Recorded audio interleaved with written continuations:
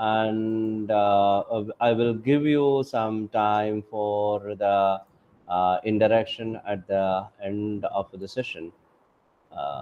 So we have discussed the experimental design, and today we are going to the discussion on qualitative research.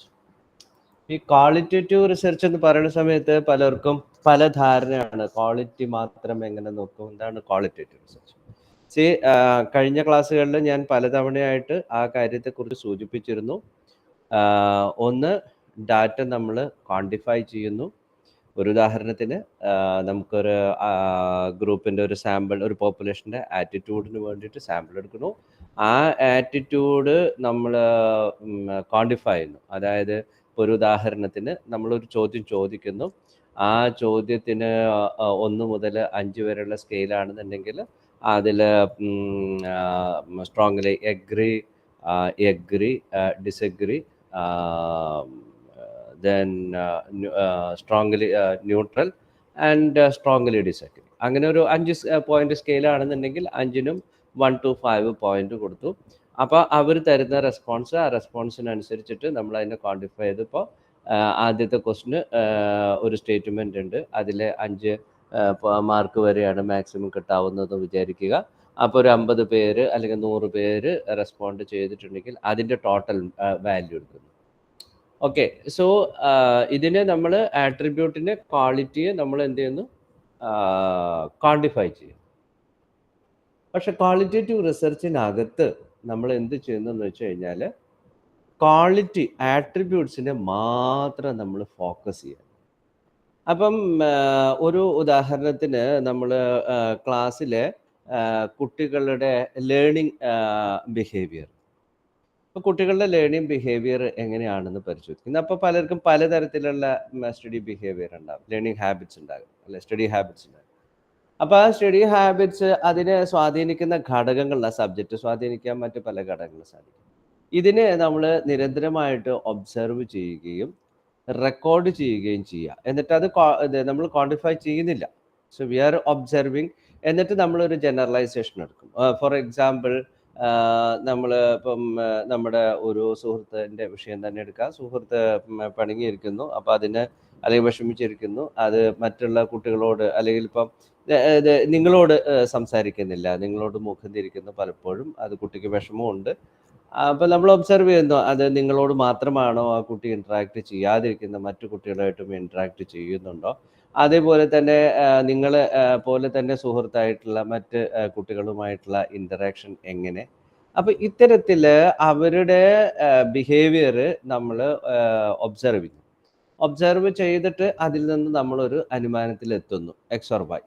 Okay, so ഇതിനെയാണ് നമ്മൾ qualitative research എന്ന് വിളിക്കുന്നത്. Okay, അപ്പം qualitative റിസർച്ചിനൊക്കെ ഒരുപാട്, ഇപ്പോൾ കഴിഞ്ഞ ദിവസം വൈനിക എന്നോട് പറഞ്ഞ് അതിൽ ചില കാര്യങ്ങൾ ടെക്സ്റ്റിലുള്ളതൊന്ന് പറയണമെന്ന് പറഞ്ഞപ്പോൾ ഞാൻ ടെക്സ്റ്റ് ഇവിടെ ഓപ്പൺ ചെയ്ത് വെച്ചിട്ടുണ്ട്.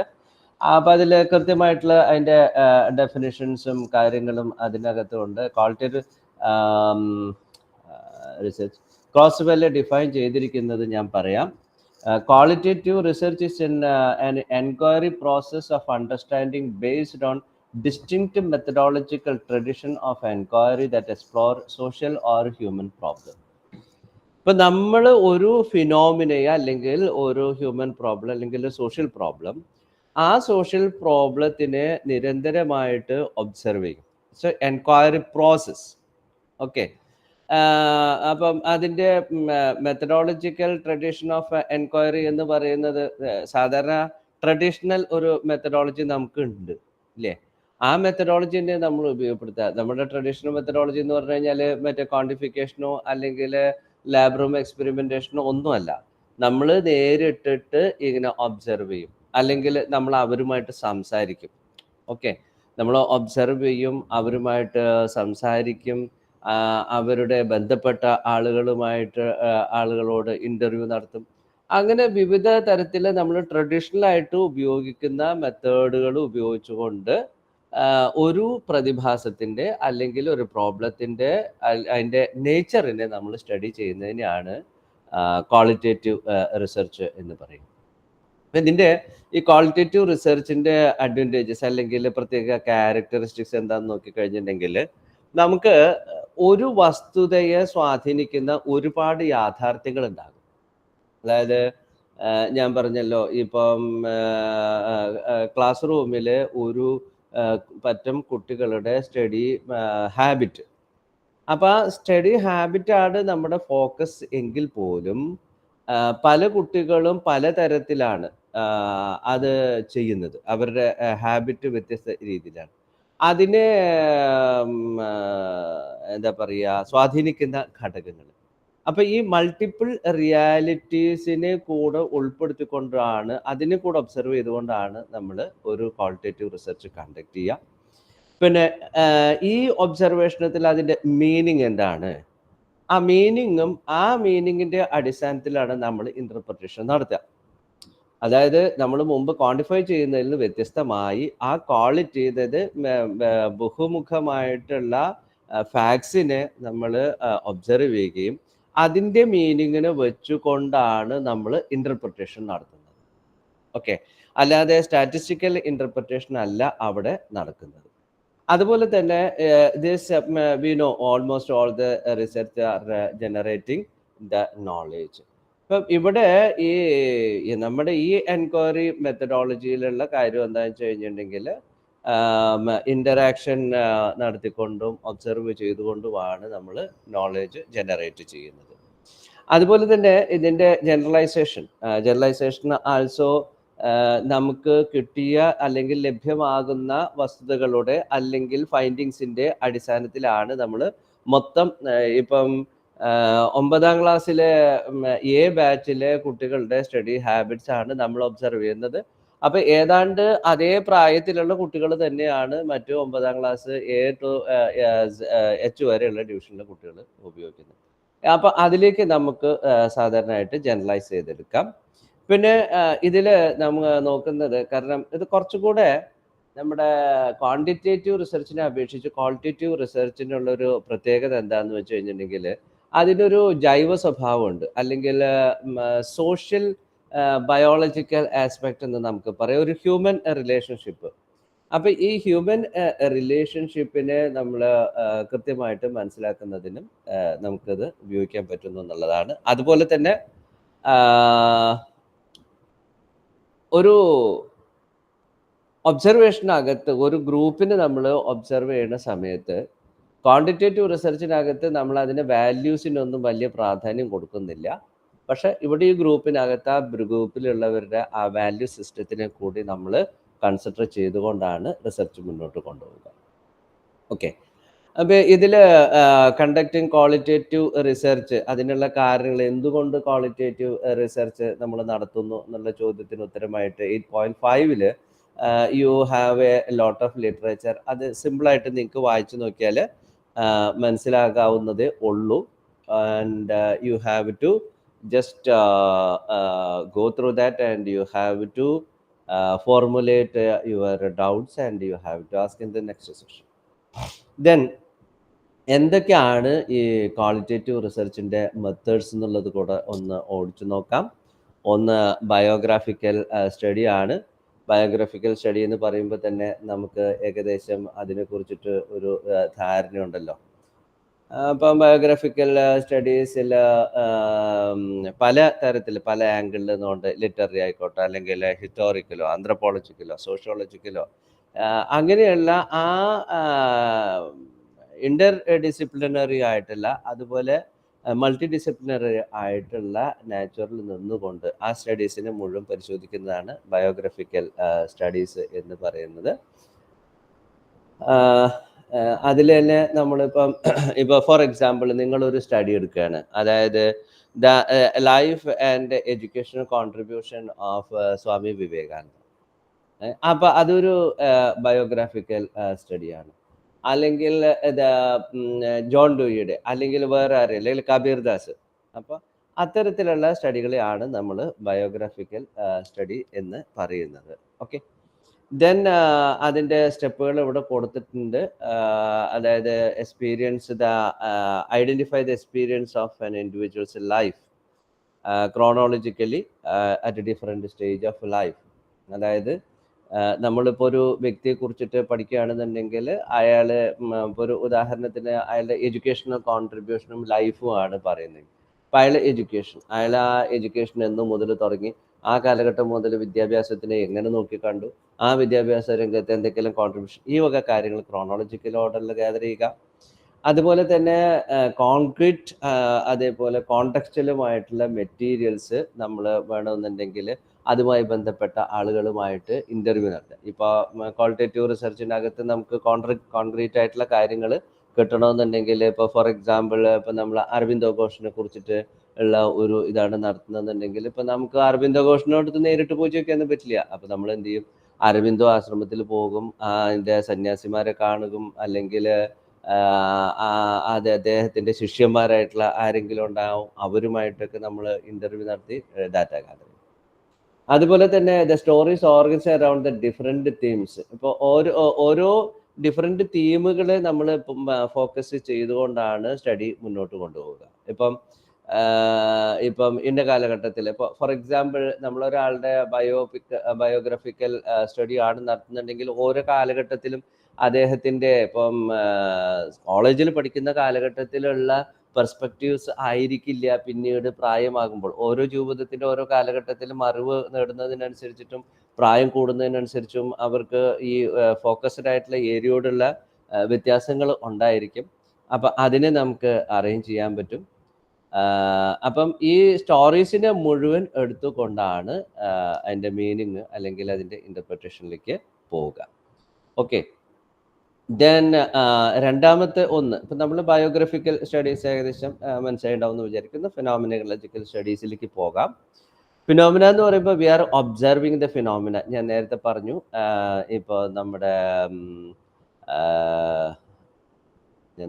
സ്റ്റഡി സ്റ്റുഡൻസിൻ്റെ സ്റ്റഡി അല്ലെങ്കിൽ അവരുടെ ഹ്യൂമൻ എക്സ്പീരിയൻസ്. ഫോർ എക്സാമ്പിൾ ഇപ്പോൾ ഒരു സ്കൂളിൽ അവിടുത്തെ ടീച്ചിങ് മെത്തഡോളജി അല്ലെങ്കിൽ ടീച്ചേഴ്സ് അല്ലെങ്കിൽ മൊത്തം സ്കൂൾ കോംപ്ലക്സ്, ആ മൊത്തം സ്കൂൾ കോംപ്ലക്സിനെ കുറിച്ചിട്ട് അവിടുത്തെ കുട്ടികളുടെ എക്സ്പീരിയൻസ് എന്താണെന്ന് പഠിക്കാൻ വേണ്ടിയിട്ട്. അല്ലെങ്കിൽ ഇപ്പോൾ ഫോർ എക്സാമ്പിൾ ഇപ്പോൾ നമ്മുടെ വയനാട്ടിലുണ്ടായിരുന്നു, ഇപ്പോൾ ഉണ്ടോയെന്ന് എനിക്കറിയില്ല, കനവ് എന്ന് പറഞ്ഞിട്ടൊരു സ്കൂൾ ഉണ്ടായിരുന്നു.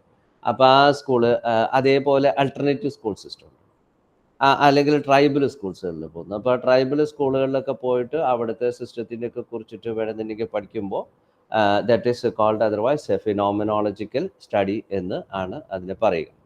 ഓക്കെ, ദെൻ അടുത്ത തിയറി, മൂന്നാമത്തെ type of this qualitative studies grounded theory study. നമുക്കിപ്പോൾ ഓൾറെഡി എസ്റ്റാബ്ലിഷ് ചെയ്തിട്ടുള്ള ഒരു തിയറി ഉണ്ട്. അപ്പം ആ തിയറിയെ ബേസ് ചെയ്തുകൊണ്ട് നമ്മൾ നടത്തുന്ന സ്റ്റഡിയാണ് grounded theory study. For example നമ്മുടെ ഓപ്പറൻ്റ് കണ്ടീഷനിങ് എന്നിട്ടുള്ള തിയറി, ഓപ്പറൻ്റ് കണ്ടീഷനിങ് തിയറി, അത് നമ്മുടെ ഇപ്പോൾ ക്ലാസ് റൂമുകളിലല്ലാതെ വേറൊരു സ്ഥലത്ത് അതിൻ്റെ സാധ്യതയെ പരിശോധിക്കുന്ന തരത്തിൽ, അല്ലെങ്കിൽ അതിലെന്തെങ്കിലും മാറ്റങ്ങൾ വരുന്ന രീതിയിൽ, അല്ലെങ്കിൽ ഫോർ എക്സാമ്പിൾ നമുക്ക് ബ്ലെൻഡഡ് ലേണിംഗ്, ഇപ്പോൾ ബ്ലെൻഡഡ് ലേണിംഗ് എടുക്കുന്നു. ആ ബ്ലെൻഡഡ് ലേണിംഗ് തിയറി നമുക്കിപ്പോൾ ഒരു പുതിയ രൂപത്തിൽ ഇപ്പം സ്കൂളുകൾ അല്ലെങ്കിൽ ഈ ബ്ലെൻഡഡ് ലേണിംഗ് എന്ന് പറഞ്ഞാൽ ഹോൾസമായിട്ട് അധികവും ഹയർ എഡ്യൂക്കേഷൻ സെക്ടറിലാണ് ഇപ്പോൾ അത് നിൽക്കുന്നത്. അപ്പോൾ ആ തിയറി എങ്ങനെ നമുക്ക് നമ്മുടെ മറ്റേ സ്കൂളുകൾ അതുമായി ബന്ധപ്പെട്ടൊരു തിയറി, ഇപ്പോൾ for example you are developing a model അല്ലെങ്കിൽ ഒരു paradigm for this implementation of blended learning, അതും ഒരു ഗ്രൗണ്ടഡ് തിയറിയുമായി ബന്ധപ്പെട്ടിട്ടുള്ള സ്റ്റഡിയാണ്. ദെൻ എത്നോഗ്രാഫിക് സ്റ്റഡീസ് എന്ന് പറയുമ്പോൾ that is related to the cultural practices of നമ്മുടെ സമൂഹത്തിൽ നിലനിൽക്കുന്ന കൾച്ചറൽ പ്രാക്ടീസും അതുമായി ബന്ധപ്പെട്ടുകൊണ്ട് നടത്തുന്ന സ്റ്റഡിയാണ് എത്നോഗ്രാഫി എന്ന് പറയുന്നത്. ഇതിനൊരു കുഴപ്പം എന്താണെന്ന് വെച്ച് കഴിഞ്ഞാൽ ഒരുപാട് നിരന്തരമായിട്ടുള്ള ഒബ്സർവേഷൻ ഇതിന് വേണ്ടി വരുന്നുള്ളതാണ് ഇതിൻ്റെ ഒരു കുഴപ്പം. പിന്നെ ഇപ്പോൾ ഒരു ഉദാഹരണത്തിന് പറയുമ്പോൾ ട്രൈബൽ ആളുകളുടെ രീതികളും കാര്യങ്ങളൊക്കെ വ്യത്യസ്തമാണ്. അപ്പോൾ അവരുടെ ബിഹേവിയർ, അതേപോലെ അവരുടെ കൾച്ചർ, അവർ തമ്മിലുള്ള ഇൻട്രാക്ഷൻ, അത് ഇപ്പം ഒരു ട്രൈബൽ സ്കൂളിൽ പോയിട്ട് നമ്മളത് പഠിക്കുകയാണെങ്കിൽ അതൊരു എത്നോഗ്രാഫിക് സ്റ്റഡി ആകുന്നു. Then case study. Case study is very simple, നിങ്ങൾക്ക് എല്ലാവർക്കും അറിയുന്ന കാര്യമാണ്.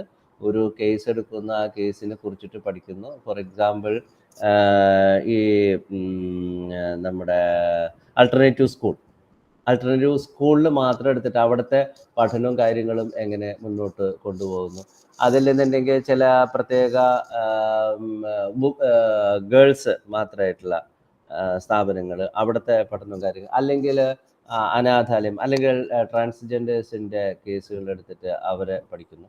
ഇതിനെയൊക്കെയാണ് കേസ് സ്റ്റഡി എന്ന് പറയുന്നത്. It is very simple in comparison to other research methods. Okay, then we have to examine the common steps of conducting qualitative research. ഒരു qualitative റിസർച്ചിൽ എങ്ങനെയാണ് അതിൻ്റെ step? നമ്മൾ കഴിഞ്ഞ ക്ലാസ്സുകളിൽ എക്സ്പെരിമെൻ്റൽ റിസർച്ച് ഡിസൈൻ കണ്ടു. അതേപോലെ മറ്റേ ഡിസ്ക്രിപ്റ്റീവ് റിസർച്ചിൻ്റെ തന്നെ കോമൺ ആയിട്ടുള്ള സ്റ്റെപ്പുകൾ എന്തൊക്കെയാണെന്നുള്ളത് കഴിഞ്ഞ ക്ലാസ്സുകളിൽ നമ്മൾ ചർച്ച ചെയ്യുകയുണ്ടായി. ഇപ്പോൾ ഇവിടെ നമുക്ക് ക്വാളിറ്റേറ്റീവ് സ്റ്റഡീസിൻ്റെ സ്റ്റെപ്പുകൾ എന്തൊക്കെയാണ് എന്നുള്ളത് നമുക്കൊന്ന് പരിശോധിക്കാം. Identifying problems and research questions. എല്ലാത്തിലും, ഏത് റിസർച്ചിലും നമുക്ക് മനസ്സിലാക്കേണ്ട കാര്യം എന്താണെന്ന് വെച്ച് കഴിഞ്ഞാൽ ആദ്യം പ്രശ്നം എന്താണ് എന്നുള്ളത് പഠിക്കും, അല്ലേ? ഞാൻ പറഞ്ഞു സ്കൂളിൽ ആകെ പ്രശ്നമാണ്, ഭയങ്കര പ്രശ്നമാണ് കേട്ടോ സ്കൂളിൽ, അല്ലെങ്കിൽ ഒരു ക്ലാസ്സിലാകെ പ്രശ്നമാണ് കേട്ടോ, ഇമ്പോർട്ടൻറ്റ്. ഓക്കെ, അപ്പോൾ അത് എന്താണ് പ്രശ്നം എന്നുള്ളത് ഐഡൻറ്റിഫൈ ചെയ്യും. ഓക്കെ, ആ പ്രശ്നം ഐഡൻറ്റിഫൈ ചെയ്തതിന് ശേഷമാണ് we are formulating the research questions. അത് ഞാൻ പറഞ്ഞു, what, how, what, why, when, all these questions we have to ask that help us to formulate the research questions. Okay, then നമ്മൾ ഇത്തരം ചോദ്യങ്ങളൊക്കെ ചോദിച്ചിട്ട് അതിൻ്റെ റിസർച്ച് ക്വസ്റ്റ്യൻസ് ഒക്കെ ഫോർമുലേറ്റ് ചെയ്ത് കഴിഞ്ഞതിന് ശേഷം we are going to the design of the study. എന്തായിരിക്കണം ഡിസൈൻ? അത് ഡിസൈൻ എന്ന് പറയുന്ന സമയത്ത് എവിടെ നിന്നൊക്കെ ഡാറ്റ കളക്ട് ചെയ്യണം, ഏതൊക്കെ സാമ്പിളിൽ നിന്ന് കളക്ട് ചെയ്യണം.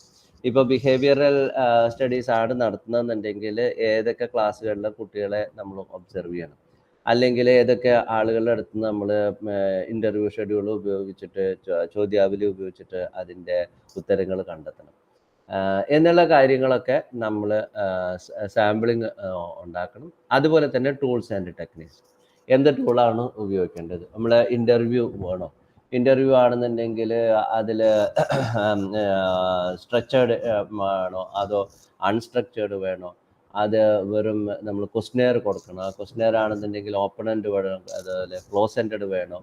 അപ്പോൾ ഇത്തരത്തിലുള്ള ടൂൾസ്, അതുപോലെ തന്നെ അത് ഡാറ്റ കളക്ട് ചെയ്യാൻ വേണ്ടിയിട്ടുള്ള ടെക്നിക്സ്, അപ്രോച്ചസ്, പിന്നെ ഇത്രയും കാര്യങ്ങളാണ് നമ്മൾ ശ്രദ്ധിക്കണം. അതുപോലെ തന്നെ സോഴ്സ് ഓഫ് ഡാറ്റ. അപ്പോൾ സോഴ്സ് എന്ന് പറഞ്ഞു കഴിഞ്ഞാൽ പല സോഴ്സുകളുണ്ട് കേട്ടോ. അതായത് ഒന്ന് നമുക്ക് ഇൻട്രാക്ഷൻ, അത് കൂടാതെ നമുക്ക് ഹിസ്റ്റോറിക്കലായിട്ടുള്ള ഡോക്യുമെൻറ്റ്സ് മുതലായിട്ടുള്ളവ, അത് നമ്മൾ ഇനി അടുത്ത സെഷനിൽ അതിനെക്കുറിച്ച് ഡീറ്റെയിൽ ആയിട്ട് പറയുന്നുള്ളത് കൊണ്ട് ഞാൻ അവിടെ കൂടുതൽ സൂചിപ്പിക്കുന്നില്ല. അപ്പം നമ്മളൊരു ഫിനോമിനോളജിക്കൽ സ്റ്റഡി ആയതുകൊണ്ട് തന്നെ sample that depends upon us, അതായത് എത്ര വേണം സാമ്പിൾ സൈസ് എന്നുള്ളത് നമ്മുടെ പ്രോബ്ലം എന്താണോ, നമ്മുടെ ഇഷ്യൂ എന്താണോ, അല്ലെങ്കിൽ എന്താണോ നമ്മുടെ ടോപ്പിക് ഓഫ് അണ്ടർ കൺസിഡറേഷൻ, അതിനെ ബേസ് ചെയ്തുകൊണ്ടാണ് നമ്മൾ എന്ത് ചെയ്യുക, നമ്മളതിൻ്റെ സൈസ് ഓഫ് ദ സാമ്പിളൊക്കെ തീരുമാനിക്കുക. കാരണം ഇവിടെ സ്റ്റാറ്റിസ്റ്റിക്കൽ അനാലിസിസ് നടക്കുന്നില്ല എന്നുള്ളത് കൊണ്ട് തന്നെയാണ്. പിന്നെ ഡാറ്റയെക്കുറിച്ച് പറഞ്ഞു. രണ്ടാമത് നമുക്ക് സാമ്പിൾ തീരുമാനിച്ചു കഴിഞ്ഞാൽ പിന്നെ ഡാറ്റ കളക്ട് ചെയ്യേണ്ടതാണ്. അപ്പോൾ ഡാറ്റ എവിടെ നിന്നൊക്കെ കളക്ട് ചെയ്യുമെന്ന് ചോദിച്ചു കഴിഞ്ഞിട്ടുണ്ടെങ്കിൽ അത് നമ്മുടെ സറൗണ്ടിങ്സ് ആവാം, സിറ്റുവേഷൻസ് ആവാം, അല്ലെങ്കിൽ വ്യക്തികളിൽ നിന്നാവാം, അല്ലെങ്കിൽ ഓരോരുത്തരുടെ പെർഫോമൻസ് ആവാം, മറ്റുള്ളവരുടെ എക്സ്പീരിയൻസ് ആവാം. ഇതൊക്കെയാണ് നമ്മുടെ forms of data available for this one qualitative research. Okay, അപ്പോൾ ഡാറ്റ കളക്ഷൻ പ്രോസസ്സിനെ കുറിച്ചിട്ട് ഞാൻ പറഞ്ഞു. നമ്മൾ ഇൻ്റർവ്യൂ നടത്താം, ഒബ്സർവ് ചെയ്യാം, ഡോക്യുമെൻറ്റേഷൻ. ഓക്കെ, ഇൻ്റർവ്യൂ എന്ന് പറഞ്ഞു കഴിഞ്ഞിട്ടുണ്ടെങ്കിൽ ഇൻ്റർവ്യൂ എങ്ങനെ നടത്തണം എന്നുള്ളതിനെ കുറിച്ചിട്ട് നമ്മളിന് പറയാൻ പോകുന്ന ടൂൾസിനെ കുറിച്ച് പറയാൻ ഉണ്ട്. അപ്പോൾ ആ സമയത്ത് ഇൻ്റർവ്യൂവിനെ കുറിച്ചിട്ട് പറയാം. അപ്പോൾ നമുക്ക് ക്വാളിറ്റേറ്റീവ് റിസർച്ചിൽ ഒരു പ്രധാന ഘടകമാണ് ഒന്ന് ഇൻ്റർവ്യൂ. അത് തന്നെ നമുക്ക് ക്വസ്റ്റ്യനെയർ ഉപയോഗിച്ചിട്ട് ക്വസ്റ്റ്യനെയർ ഇല്ലാതെയൊക്കെ ചെയ്യാം, അത് നമ്മൾ പഠിക്കും.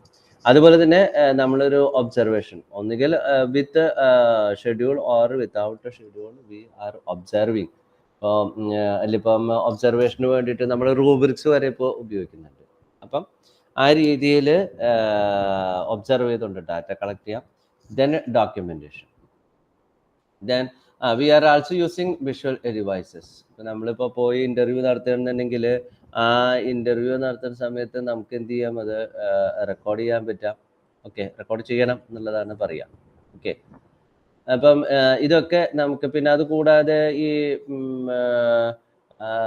നമ്മുടെ പഴയ കാലഘട്ടത്തിലുള്ള ചില കാര്യങ്ങളുടെ ഡോക്യുമെൻറ്റേഷൻ എടുക്കാൻ വേണ്ടിയിട്ട് ഇപ്പം ജവഹർലാൽ നെഹ്റുവിൻ്റെ ആദ്യത്തെ പ്രസംഗം, അല്ലെങ്കിൽ ഡോക്ടർ എസ് രാധാകൃഷ്ണൻ്റെ മറ്റേ UGCയുടെ ഇത് യൂണിവേഴ്സിറ്റി ഗ്രാൻഡ് കമ്മീഷൻ, ആദ്യത്തെ ഫസ്റ്റ് യൂണിവേഴ്സിറ്റി എഡ്യൂക്കേഷൻ കമ്മീഷൻ്റെ ഇത് പ്രസൻറ്റ് ചെയ്തുകൊണ്ട് അദ്ദേഹം നടത്തിയ പ്രസംഗത്തിൻ്റെ വീഡിയോ ദൃശ്യങ്ങൾ, അല്ലെങ്കിൽ അതിൻ്റെ ഓഡിയോ. അപ്പോൾ ഇതൊക്കെ നമുക്ക് ഇതിന് വേണ്ടിയിട്ട് ഉപയോഗപ്പെടുത്താൻ പറ്റും. ദെൻ അല്ല, പ്രധാനപ്പെട്ട നമ്മൾ ശ്രദ്ധിക്കേണ്ട കാര്യം analysis of data and reporting. അപ്പം നമ്മൾ പറഞ്ഞു ക്വാണ്ടിറ്റേറ്റീവ് റിസർച്ചിൽ നിന്ന് വ്യത്യസ്തമാണ്. അപ്പം നമ്മൾ ഡാറ്റ, നമുക്ക് കിട്ടിയിട്ടുള്ള ഡാറ്റയെ നമ്മൾ എന്ത് ചെയ്യണം, അതിനെ വളരെ കൃത്യമായിട്ട് അനലൈസ് ചെയ്തിട്ട്, ഇപ്പോൾ ഫോർ എക്സാമ്പിൾ നമ്മുടെ 9ാം ക്ലാസ്സിലെ കുട്ടികളുടെ ഇത് തന്നെ എടുക്കുക, സ്റ്റഡി ബിഹേവിയർ നമ്മൾ ഒബ്സർവ് ചെയ്ത് ക്വാളിറ്റേറ്റീവ് റിസർച്ചായിട്ട് ചെയ്യുന്നു. അപ്പം ചെയ്യുന്ന സമയത്ത് നമ്മൾ എന്ത് വേണം, അതിന് കൃത്യമായിട്ടൊരു ടാബുലേഷൻ. ഓക്കെ, അതായത് ഇപ്പോൾ 9ാം ക്ലാസ് 7 കുട്ടികൾ, അതിൽ ഒരു പ്രത്യേക, അല്ലെങ്കിൽ ഗേൾസ് അല്ലെങ്കിൽ ബോയ്സ്, അങ്ങനെ ഡിഫറൻ്റ് ആയിട്ട് നമുക്ക് ചെയ്യാൻ പറ്റും. അതുപോലെ തന്നെ നമ്മുടെ റിസർച്ച് ക്വസ്റ്റ്യൻസിൽ നമ്മൾ ഉൾപ്പെടുത്തിയിട്ടുള്ളതിൻ്റെ അടിസ്ഥാനത്തിൽ ഒരു ഓർഡർ ഉണ്ടാക്കണം, അതിൻ്റെ ഡിസ്ക്രിപ്ഷൻ കൃത്യമായിട്ട് കൊടുക്കണം, അതിന് ഡയഗ്രാംസോ ടേബിൾസോ ഗ്രാഫ്സോ ഓർ വാട്ടെവർ നമുക്ക് ഉപയോഗപ്പെടുത്താൻ പറ്റുമോ ആ കാര്യങ്ങളൊക്കെ അതിനകത്തേക്ക് ഉൾക്കൊള്ളിക്കണം. ഓക്കെ, അതേപോലെ കോഡിഫിക്കേഷൻ ആൻഡ് കാറ്റഗറൈസേഷൻ, അതായത് and further minimising the categories. നമ്മൾ റിസർച്ച് റിപ്പോർട്ട് എന്ന് പറഞ്ഞു കഴിഞ്ഞാൽ ഈ ഒബ്സർവേഷനിൽ നമുക്ക് വേറൊരു കുഴപ്പം എന്താണെന്ന് വെച്ച് കഴിഞ്ഞാൽ, ക്വാളിറ്റേറ്റീവ് റിസർച്ചിനകത്ത് വലിയ ഗ്യാദർ ചെയ്ത data will be like Himalayam. Okay, അപ്പോൾ ഹിമാലയം പോലെ ആകരുത്. We have to minimise the categories and should be precised in reporting. Okay, അപ്പം അത് is a base of analytical framework of a theorisation. Then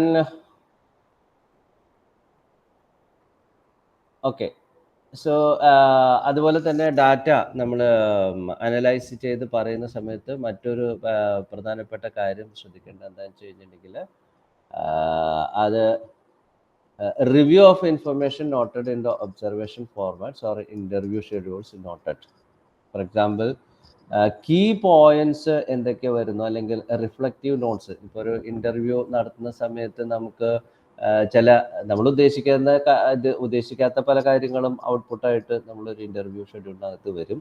അപ്പോൾ ആ കീ പോയിന്റ്സിനെ കൂടെ ഫോക്കസ് ചെയ്തുകൊണ്ടായിരിക്കണം നമ്മുടെ എക്സ്പ്ലനേഷൻ അല്ലെങ്കിൽ അനാലിസിസ് മുന്നോട്ട് കൊണ്ടുപോകേണ്ടത്. പിന്നെ ഈ അനാലിസിസ് ടെക്നിക്കിൽ മറ്റൊന്ന്, അതായത് analysis of this one counting, അതായത് എത്ര തവണ occurrences of certain this behavioural aspects, അല്ലെങ്കിൽ ക്യാരക്ടറിസ്റ്റിക്സ്, അല്ലെങ്കിൽ ആക്ടിവിറ്റി, ഇതിനെ ബേസ് ചെയ്തുകൊണ്ട് നമുക്ക് നമ്മുടെ റിസർച്ചിനെ അനലൈസ് ചെയ്ത് പറയാൻ പറ്റും. Okay, then verification of trustworthiness of qualitative research. അപ്പോൾ മുമ്പ് നമ്മുടെ ഡിസ്ക്രിപ്റ്റീവ് ക്വാണ്ടിറ്റേറ്റീവ് റിസർച്ചിന് അകത്ത് നമ്മൾ പറഞ്ഞൊരു കാര്യം, അതിൻ്റെ വാലിഡിറ്റി, റിലയബിലിറ്റി. ഓക്കെ, ഇപ്പം നമ്മൾ കളക്ട് ചെയ്യുന്ന ഡാറ്റ റിലയബിൾ ആണ്, വാലിഡ് ആണ് എന്നുള്ളത് നമ്മൾ ഉറപ്പുവരുത്തേണ്ടത് നിർബന്ധമാണ് ക്വാണ്ടിറ്റേറ്റീവ് റിസർച്ച്. പക്ഷെ ഇവിടെ നമ്മൾ എങ്ങനെയാണ് ഇതിൻ്റെ ട്രസ്റ്റ് വർത്തിനെസ് ഉറപ്പുവരുത്തുക? അതിന് prolonged engagement and persistent observation, ദീർഘകാലമായിട്ട് ഇതിലേർപ്പെടുകയും നിരന്തരമായ ഒബ്സർവേഷനിൽ കൂടെയാണ് നമുക്ക് ക്വാളിറ്റേറ്റീവ് റിസർച്ചിനകത്ത്. ഇപ്പോൾ നമ്മൾ 9ാം ക്ലാസ്സിലെ കുട്ടികളുടെ ലേണിംഗ് ഹാബിറ്റ്സിനെ കുറിച്ചിട്ട് പഠിക്കുകയാണ്. ആ പഠിക്കുന്ന സമയത്ത് ഇപ്പോൾ ഒരു ആദ്യത്തെ ഒരു മാസം നമ്മൾ ഒബ്സർവ് ചെയ്ത് കാര്യങ്ങളൊക്കെ രേഖപ്പെടുത്തി, പിന്നെ ഒരു കൊല്ലം കഴിഞ്ഞിട്ടാ ചെല്ലുന്നുണ്ടെങ്കിൽ അത് കംപ്ലീറ്റ് പോയി, അതിൻ്റെ കൺസിസ്റ്റൻസി കാര്യങ്ങളൊക്കെ പോകും. അപ്പം അതുകൊണ്ട് പ്രൊലോങ്ഡ് ആയിരിക്കണം, അതേപോലെ തന്നെ പെർസിസ്റ്റൻ്റ് ആയിട്ടുള്ള ഒബ്സർവേഷൻ ആയിരിക്കണം. Then rural explanation.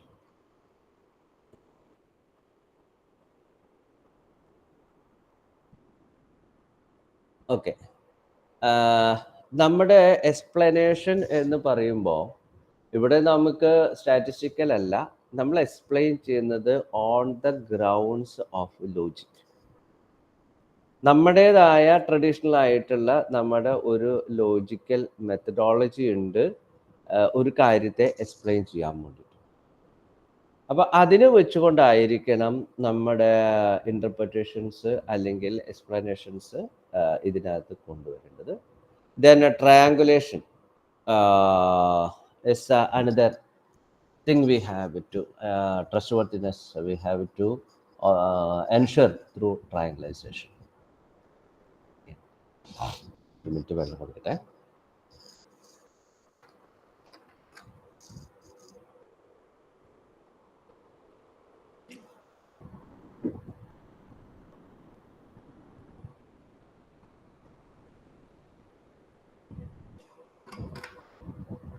ഓക്കെ, അപ്പോൾ ട്രയാങ്കുലേഷന് അകത്ത് നമ്മൾ ചെയ്യുന്ന കാര്യം എന്താണെന്ന് വെച്ച് കഴിഞ്ഞിട്ടുണ്ടെങ്കിൽ, നമുക്ക് ലഭ്യമായ എല്ലാ വസ്തുതകളെയും ആ വസ്തുതകളുടെ ക്വാളിറ്റിയുടെ അടിസ്ഥാനത്തിൽ നമുക്ക് ബന്ധപ്പെടുത്തിക്കൊണ്ട് വേണം പറയാൻ. അതായത് ഇപ്പം ഒബ്സർവേഷന് ഡാറ്റ കമ്പയർ ചെയ്യുന്നത് വിത്ത് ഇൻ്റർവ്യൂ ഡാറ്റ. ഇപ്പം നമ്മൾ ഒബ്സർവേഷൻ നടത്താൻ വേണ്ടിയിട്ട് ഒരു ടൂൾ ഉപയോഗിച്ചോ അല്ലാതെ ഷെഡ്യൂൾഡോ അല്ലാതെ നമ്മൾ ഒബ്സർവേഷൻ നടത്തിയിട്ട് കുറേ ഡാറ്റ കളക്ട് ചെയ്ത് വെച്ചു. ആ ഡാറ്റയും അതേപോലെ തന്നെ നമ്മൾ അതുമായി ബന്ധപ്പെടുത്തിയിട്ടുള്ള ഒരു ഇൻ്റർവ്യൂ നടത്തി. അപ്പോൾ ഈ ഇൻ്റർവ്യൂ നടത്തിയതിൻ്റെ ഡാറ്റയുടെയും ഒബ്സർവേഷൻ നടത്തി കിട്ടിയ ഡാറ്റയുടെയും അടിസ്ഥാനത്തിലായിരിക്കും നമ്മൾ എന്ത് പറയുക, നമ്മുടെ അനാലിസിസ് പറയുക. അപ്പോൾ അപ്പോഴേ അത് ട്രസ്റ്റ് വർത്തി ആകുള്ളൂ. അതേപോലെ തന്നെ ക്വസ്റ്റ്നെയർ ഉപയോഗിച്ചിട്ടുണ്ടെങ്കിൽ ക്വസ്റ്റ്നെയറും ഒബ്സർവേഷനും. അപ്പം നമ്മൾ എന്തൊക്കെ ടൂൾസ് ഉപയോഗിച്ച് ഡാറ്റ കളക്ട് ചെയ്തിട്ടുണ്ട് ആ ഡാറ്റകൾ തമ്മിൽ പൊരുത്തപ്പെടുത്തിക്കൊണ്ട് വേണം നമ്മൾ അനാലിസിസ് ഒരു ക്വാളിറ്റേറ്റീവ് റിസർച്ചിനകത്ത് ചെയ്യാൻ. Then preview, peer view or debriefing. Okay, ഇപ്പോൾ നമ്മുടെ നിങ്ങൾ ഈ റിസർച്ച് ജേർണലിനെ കുറിച്ചിട്ട് നിങ്ങൾ മനസ്സിലാക്കുന്നുണ്ടാവുമല്ലോ. ആരെങ്കിലും റിസർച്ച് ജേർണലിൽ പബ്ലിഷ് ചെയ്യുന്നവരുണ്ടോ ഇതിനകത്ത്? ആരെങ്കിലും ആർട്ടിക്കിളുകൾ പബ്ലിഷ് ചെയ്തവരുണ്ടോ ജേർണലിൽ? ഓക്കെ, അപ്പം അവിടെ പിയർ റിവ്യൂഡ് ജേർണൽ എന്ന് പറയാറുണ്ട് അല്ലേ? എന്താ ഈ പിയർ റിവ്യൂഡ് ജേർണൽ? അത് നമ്മൾ അയച്ചു കൊടുക്കുന്ന പേപ്പർ ഒരു ഗ്രൂപ്പ് എഡിറ്റേഴ്സ് അത് ചെക്ക് ചെയ്തിട്ട് അതിൽ എന്തെങ്കിലും കറക്ഷൻസ് ഉണ്ടെങ്കിൽ അവർ അയക്കും, എന്നിട്ട് നമ്മളത് കറക്റ്റ് ചെയ്തിട്ട് അയച്ചു കൊടുക്കും. അത് പകുതി ശരിയാണ്, എഡിറ്റേഴ്സ് അല്ല ചെയ്യുന്നത്. അതായത് ഒരു പിയർ റിവ്യൂ നടത്താൻ വേണ്ടിയിട്ട് ഇപ്പോൾ എഡ്യൂക്കേഷൻ്റെ ഒരു ജേർണൽ പബ്ലിക്കേഷൻ പേപ്പർ ആണെന്നുണ്ടെങ്കിൽ ആ രംഗത്തുള്ള ഈ സിമിലർ ആയിട്ടുള്ള ആളുകൾ അവരുടെ ഒരു ഗ്രൂപ്പ് ഉണ്ടാവും. ആ പിയർ ഗ്രൂപ്പ് അത് നോക്കും, പരിശോധിക്കും. പരിശോധിച്ചതിന് ശേഷം എന്തെങ്കിലും കമന്റ്സ് ഉണ്ടെങ്കിൽ തരും, അല്ലെങ്കിൽ അത് അവർ ആക്സെപ്റ്റ് ചെയ്യും. എഡിറ്റ് ചെയ്യാനുള്ള അവകാശം അവർക്കില്ല. എഡിറ്റ് ചെയ്യേണ്ട ഉത്തരവാദിത്തം എഡിറ്റേഴ്സിനാണ്. അതെ, അവര് മെൻഷൻ ചെയ്തിട്ട് നമുക്ക് അയക്കും, അണ്ടർലൈൻ ചെയ്ത് ക്വസ്റ്റ്യൻ മാർക്ക് ഒക്കെ. അപ്പൊ ഇൻ ദ സെയിം വേ ഇവിടെ എന്ത് ചെയ്യണം, ഇവിടെ നമ്മുടെ ഈ കാര്യങ്ങൾ ഒരു പിയർ റിവ്യൂ ഇതിനകത്ത് കൊണ്ടുവന്നിട്ട് വേണം നമ്മുടെ അതിൻ്റെ വാലിഡിറ്റി ഉറപ്പുവരുത്താൻ വേണ്ടിയിട്ട്. അതേപോലെ തന്നെ നമ്മുടെ മെത്തഡോളജിയുടെ ഡിസൈൻ ചെക്ക് ചെയ്യുന്നതും ഇതിനകത്ത് റിലയബിലിറ്റി അല്ലെങ്കിൽ വാലിഡിറ്റി ഉറപ്പുവരുത്താൻ സഹായിക്കും. Then negative case analysis. ഇപ്പം നമ്മളൊരു പോസിറ്റീവ് ആസ്പെക്റ്റിൽ നമ്മൾ പോയിക്കൊണ്ടിരിക്കുന്ന സമയത്ത് തന്നെ അതിൻ്റെ നെഗറ്റീവ് സൈഡായിട്ടുള്ള കാര്യങ്ങൾ കൂടെ പരിശോധിക്കൽ ഇതിനകത്ത് നമ്മുടെ ട്രസ്റ്റ് വർത്തിനെസ് കൊണ്ടുവരുന്നതിന് വേണ്ടി സഹായിക്കുന്ന ഘടകമാണ്. Then clarifying researchers bias. ഈ ക്വാണ്ടിറ്റേറ്റീവ് റിസർച്ചിനെ സംബന്ധിച്ചിടത്തോളം ക്വാളിറ്റേറ്റീവ് റിസർച്ചിനെ സംബന്ധിച്ചിടത്തോളം ഏറ്റവും വലിയൊരു വിഷയം എവിടെയെന്ന് വെച്ച് കഴിഞ്ഞാൽ ക്വാണ്ടിറ്റേറ്റീവ് റിസർച്ചിൻ്റെ അകത്ത് സബ്ജക്റ്റിവിറ്റി ഇല്ല, ഒബ്ജക്റ്റിവിറ്റിയാണ് കൂടുതൽ വരിക. ഇപ്പം ക്വാളിറ്റേറ്റീവ് റിസർച്ചിന് അകത്തേക്ക് സബ്ജക്റ്റിവിറ്റി കടന്നു കൂടാനുള്ള സാധ്യത വളരെ കൂടുതലാണ്. അതായത് റിസർച്ചേഴ്സ് ബയസ്, അതായത് നമുക്ക് ഓരോരുത്തർക്കും നമ്മുടേതായിട്ടുള്ള ഒരു പ്രജുഡിസും പിന്നെ നമ്മുടേതായിട്ടുള്ള ഒരു ഫിലോസഫിയും ഒക്കെ ഉണ്ടായിരിക്കും. ഓക്കെ, അപ്പം നമുക്കൊരു ഇതെന്താണെന്ന് വെച്ച് കഴിഞ്ഞിട്ടുണ്ടെങ്കിൽ ഗവൺമെൻറ് സ്കൂളിൽ പഠിക്കുന്ന കുട്ടികൾ എന്നൊക്കെ പറഞ്ഞു കഴിഞ്ഞാൽ അവരൊരു ടൈപ്പാണ്, ഒരു ഇൻഡിസിപ്ലിൻഡ് ആയിട്ടുള്ള കുട്ടികളാണ്. പക്ഷേ പ്രൈവറ്റ് സ്കൂളുകളിലൊക്കെ പബ്ലിക് സ്കൂളിലൊക്കെ പഠിക്കുന്ന കുട്ടികൾ എന്ന് പറഞ്ഞു കഴിഞ്ഞാൽ ഭയങ്കര ഡിസിപ്ലിൻഡ് ആണ്. അപ്പോൾ ഇൻഡിസിപ്ലിനും സത്യത്തിൽ അത് അങ്ങനെയാണോ? ഈ ഡിസിപ്ലിൻ ആൻഡ് ഇൻഡിസിപ്ലിൻ എന്ന് പറഞ്ഞ കൺസെപ്റ്റ് തന്നെ വലിയ തെറ്റാണ്. അപ്പം അത്തരത്തിൽ നമ്മൾ പ്രജുഡീസ്ഡ് ആയിട്ട് നമ്മൾ മുന്നോട്ട് പോകുന്ന സമയത്ത് അത് നമ്മുടെ സ്റ്റഡിയെ വളരെ കാര്യമായിട്ട് ബാധിക്കും. അപ്പം അതുകൊണ്ട് റിസർച്ചറുടെ ബയസ് നമ്മൾ കൃത്യമായിട്ട് ക്ലാരിഫൈ ചെയ്തിരിക്കണം.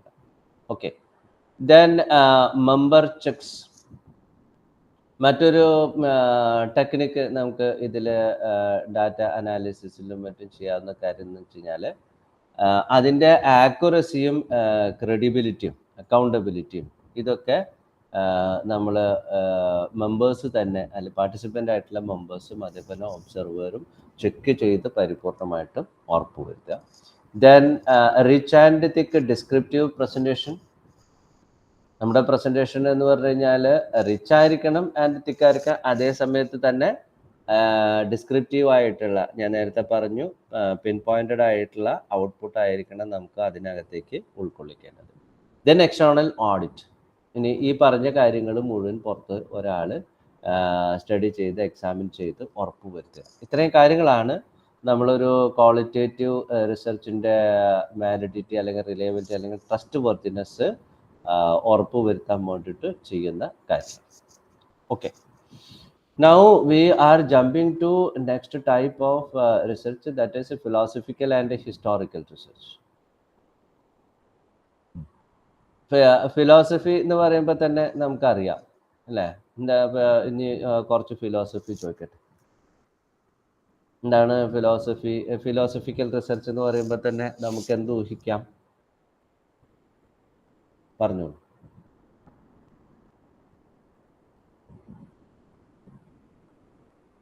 ഫിലോസഫി എന്താണാവോ?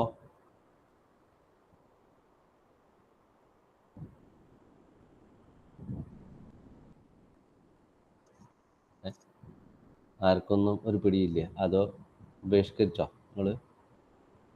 നമ്മുടെ മുഹമ്മദ് വന്നിട്ടില്ലേ മാഷ്? മുഹമ്മദ് മാഷ് ഇല്ലേന്ന്? ഹലോ ഹലോ, ഇന്ന് മുഹമ്മദ് സാർ ഇല്ലാന്ന് തോന്നുന്നുണ്ട്.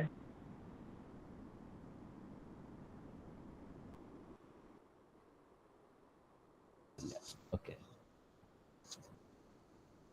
ശരി.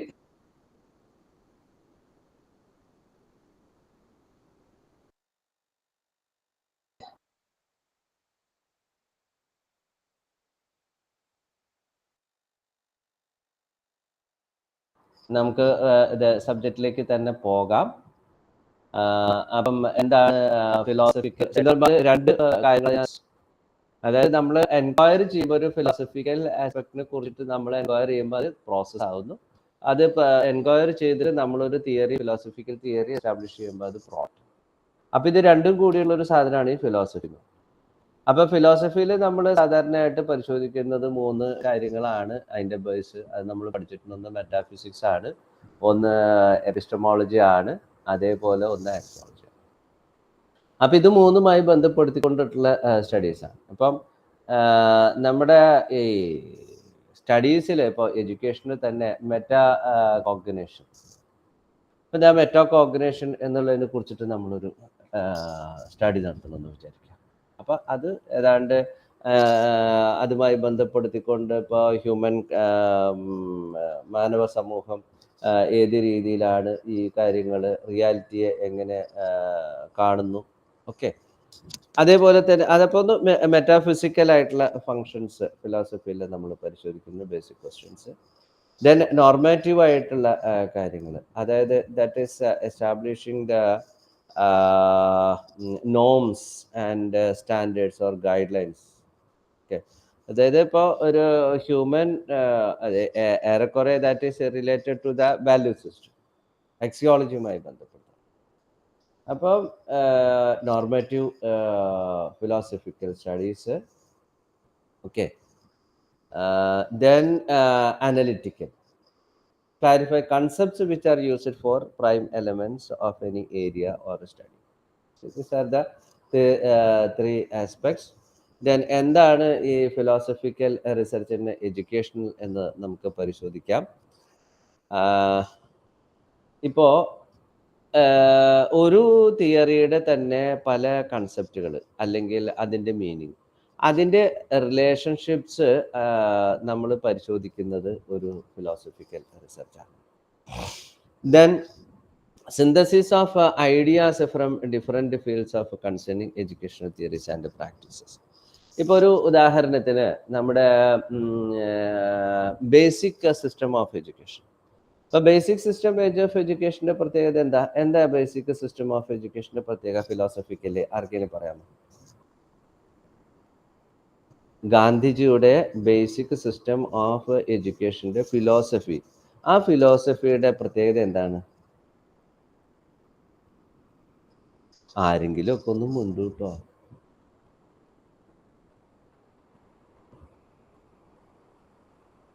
ആർക്കും അറിയില്ല? അതെന്നാ ഞങ്ങൾക്ക് അറിയാം, ഞങ്ങൾ മുണ്ടൂല വാശിയുണ്ടോ?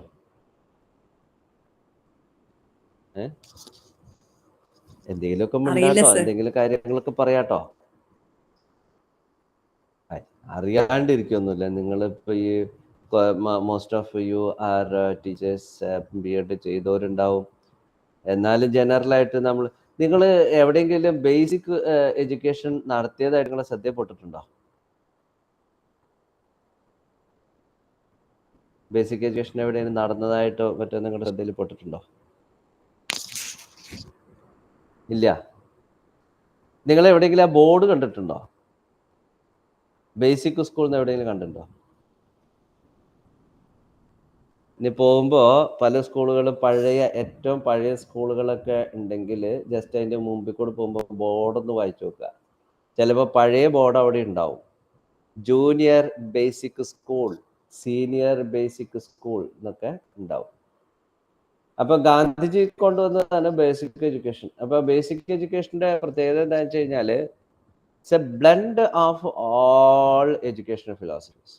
അദ്ദേഹത്തിൻ്റെ ബേസിക് എഡ്യൂക്കേഷൻ്റെ ആ കൺസെപ്റ്റ് നൈ താലിം, ആ നൈ താലിം എന്ന് പറയുന്ന ഫിലോസഫിക്കകത്ത് ഇന്ത്യൻ സ്പിരിച്വലിസം ഉണ്ട്, നമ്മുടെ വേദിക് ഫിലോസഫിക്കൽ സ്പെക്കുലേഷൻസ് ഇൻ്റഗ്രേറ്റ് ചെയ്തിട്ടുണ്ട്.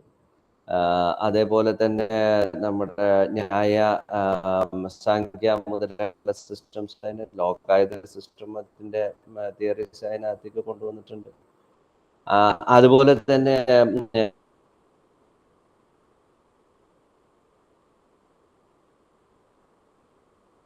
ജോൺ ഡൂയി ഉണ്ട്, ഹെർബർട്ട് സ്പെൻസർ ഉണ്ട്, അതുപോലെ നമ്മുടെ മറിയ മോണ്ടിസോറി ഉണ്ട്. ഇവർ ഫിലോസഫിക്കൽ തിയറീസിനെ ബ്ലെൻഡ് ചെയ്തിട്ടുള്ള ഒരു സാധനമാണ് നമ്മുടെ ഈ ബേസിക് എഡ്യൂക്കേഷൻ്റെ ബേസ് എന്ന് പറയുന്നത്. അത് ഏറ്റവും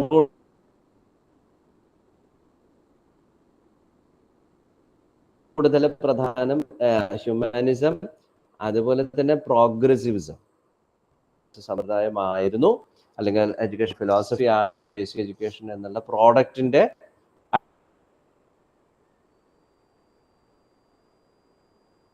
അടിത്തറ.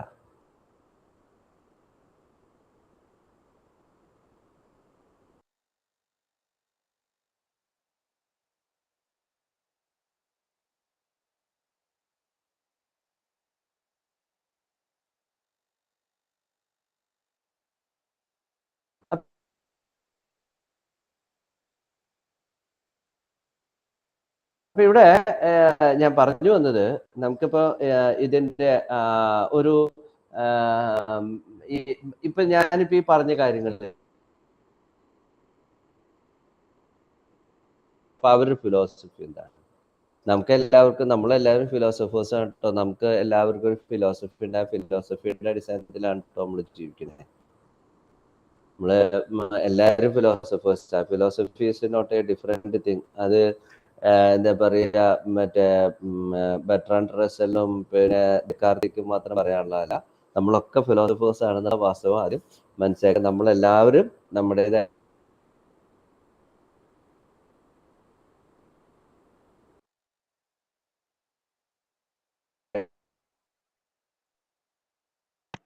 ക്ലിയർ ആവണില്ല സാറേ, കേൾക്കണില്ല.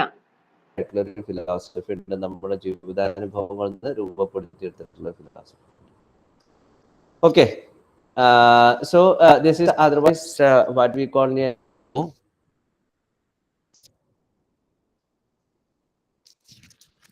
ഇപ്പൊ കേൾക്കുന്നുണ്ടോ? ഹലോ, ഇപ്പൊ കേൾക്കുന്നുണ്ട് സാർ, ഇടയ്ക്ക് ഒന്ന് ബ്രേക്ക് ആയിരുന്നു. എന്റെ നെറ്റ്വർക്ക് ഒന്ന് ചെറുതായിട്ട് ഒരു ചെറിയ ഇഷ്യൂ ഉണ്ട്. ഓക്കെ, ഞാൻ സത്യം പറഞ്ഞു കഴിഞ്ഞാല് നിങ്ങളുടെ ക്ലാസ്സിന് വേണ്ടിയിട്ട് ഞാൻ വീട്ടിൽ പോവാണ്ട് കോളേജിൽ തന്നെ ഇരിക്കുക. കാരണം ഞാൻ വീട്ടിലേക്ക് എത്തുമ്പോഴേക്ക് സമയം ഒരുപാടാവും. പക്ഷെ നാളെ ഞാൻ കുറച്ച് നേരത്തെ കോളേജിൽ നിന്ന് ഇറങ്ങാം. നാളെ ഒരു 5:45 എന്നുള്ളത് എന്തായാലും ഇപ്പൊ നിങ്ങൾ ഏതാണ്ട് ഒരു 6 മണിയാകുമ്പോഴേക്കൊക്കെയാണ് വരുന്നത്. അപ്പൊ ഒരു 6:05 6:10 ആകുമ്പോഴേക്കേ നമുക്ക് സെഷൻ സ്റ്റാർട്ട് ചെയ്യാൻ പറ്റുള്ളൂ. Okay, right.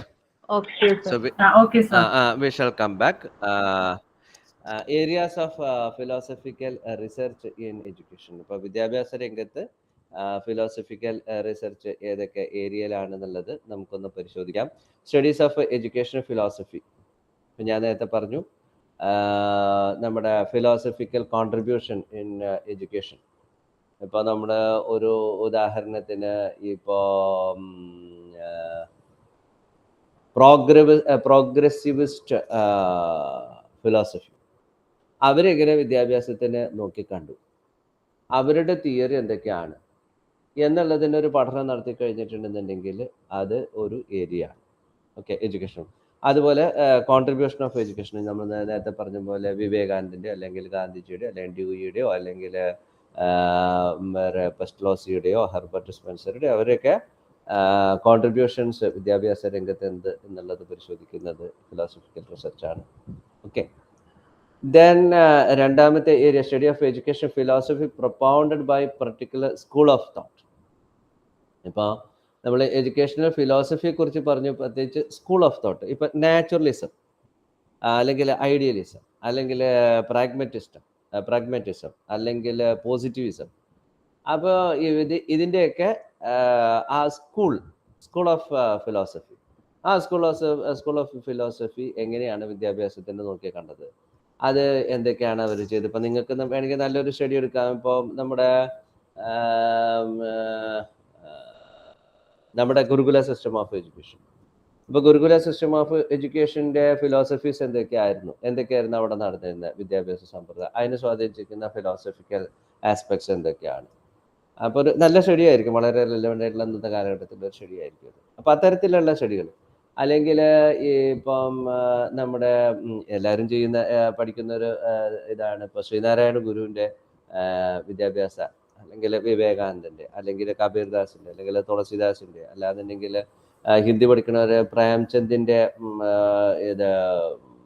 സാഹിത്യകൃതികളിൽ വിദ്യാഭ്യാസം, അങ്ങനെയൊക്കെ കുറേ ഉണ്ട്. അപ്പം അത് മാറ്റിയിട്ട് പകരം നമ്മളൊരു കാര്യം ചെയ്യുക, ഒരു പ്രത്യേക സ്കൂളിലേക്ക് ഫോക്കസ് ചെയ്ത്, സ്കൂൾ ഓഫ് ഫിലോസഫിയിൽ ഫോക്കസ് ചെയ്തുകൊണ്ട് നമ്മൾ നടത്തുന്ന ഒരു സ്റ്റഡി, അത് നമുക്ക് ചെയ്യാവുന്നതാണ്. പിന്നെ study on philosophical basis of curriculum. ഇപ്പോൾ നമ്മൾ ഇപ്പോൾ ബേസിക് എഡ്യൂക്കേഷൻ്റെ കരിക്കുലം എടുക്കുക. അപ്പോൾ ആ ബേസിക് എഡ്യൂക്കേഷൻ്റെ കരിക്കുലത്തിൽ അതിൻ്റെ ബേസ് ആയിട്ടുള്ള ഫിലോസഫീസ് എന്തൊക്കെയാണ്? അല്ലെങ്കിൽ ഇപ്പം നമ്മുടെ സ്കൂൾ കരിക്കുലം വന്നിട്ടുണ്ട്. അപ്പോൾ ആ സ്കൂൾ കരിക്കുലത്തിനെ ബേസ് ചെയ്തിരിക്കുന്ന ഫിലോസഫി എന്തൊക്കെയാണ്? സത്യം പറഞ്ഞു കഴിഞ്ഞാൽ ഇപ്പം ഉണ്ടാക്കുന്ന കരിക്കുലത്തിനൊന്നും ഫിലോസഫി ഇല്ല, ബേസും ഇല്ല, ഒന്നുമില്ല. വായിൽ തോന്നിയത് കോതയ്ക്ക് പാട്ടെന്ന് പറഞ്ഞ് കരിക്കുലം ഉണ്ടാക്കുന്ന ഒരു സംവിധാനമാണ് ഇപ്പം നിലനിൽക്കുന്നത്. എനിക്ക് സത്യം പറഞ്ഞു കഴിഞ്ഞാൽ നിങ്ങളെങ്കിലും വിദ്യാഭ്യാസ രംഗത്ത് നിങ്ങൾ പ്രവർത്തിക്കുകയാണെന്ന് ദയവ് ചെയ്തിട്ട് എൻ്റെ ഒരു റിക്വസ്റ്റാണ്.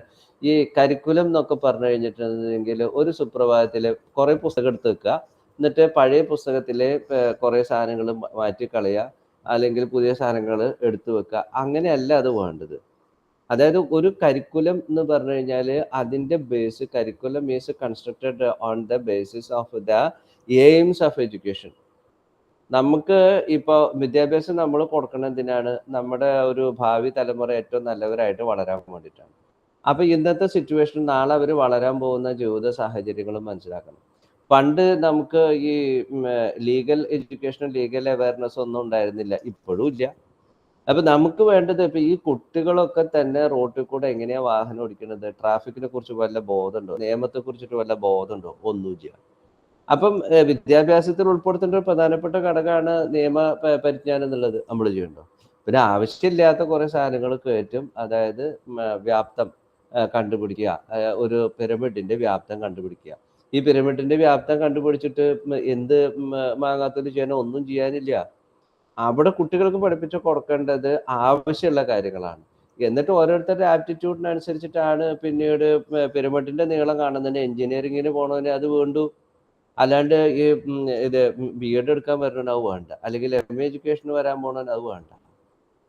അപ്പോൾ ആ സബ്ജക്റ്റുകൾ അത് അർഹിക്കുന്ന ആളുകൾക്ക് മാത്രം കൊടുക്കുകയും ആവശ്യമില്ലാത്ത സാധനങ്ങൾ ഒഴിവാക്കി ആവശ്യമുള്ള സാധനങ്ങൾ അതിനകത്തേക്ക് ഇപ്പോൾ നമ്മളൊന്നും ശരിക്കും ഫുഡൊന്നും കൃത്യമായിട്ട് ഒന്നും നോക്കിയിട്ടൊന്നുമല്ല കഴിക്കുന്നത് ആണോ? അല്ല. അതായത് നമ്മൾ ബയോളജി പഠിക്കുന്നൊക്കെ ഉണ്ട്. അതായത് ഇന്ന ഭക്ഷ്യവസ്തുക്കളിൽ ഇന്ന വൈറ്റമിൻസ്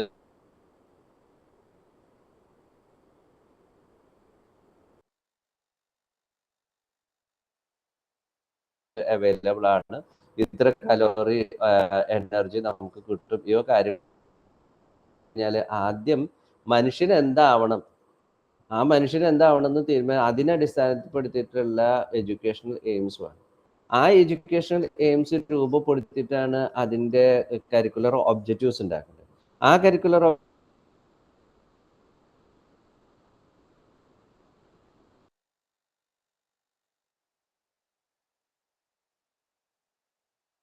ഒബ്ജക്റ്റീവ്സ് ഉണ്ടാക്കിയിട്ട്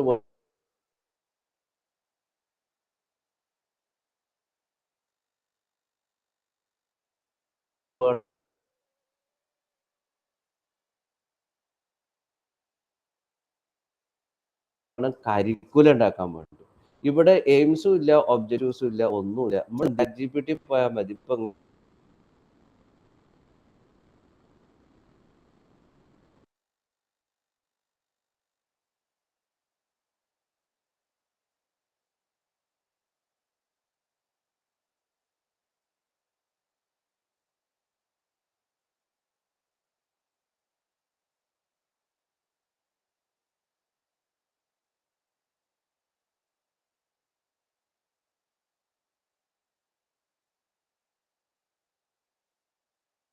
വാല്യൂസിന് idea should be, knowledge should be transformed എന്ന് പറയും. അതേസമയത്ത് ആക്ച്വലി ഇൻസ്ട്രക്ഷണൽ പ്രോസസ്, ഇനി മെത്തേഡ്. ഇപ്പോൾ നമ്മുടെ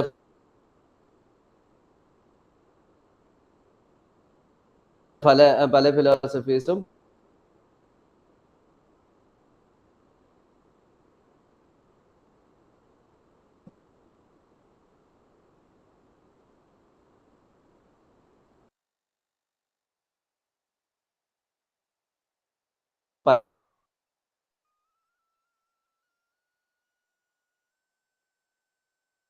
പലതരത്തിലുള്ള മെത്തഡോളജിയാണ് നമ്മളോട് പറയുന്നത്. ഇപ്പോൾ മെത്തേഡ്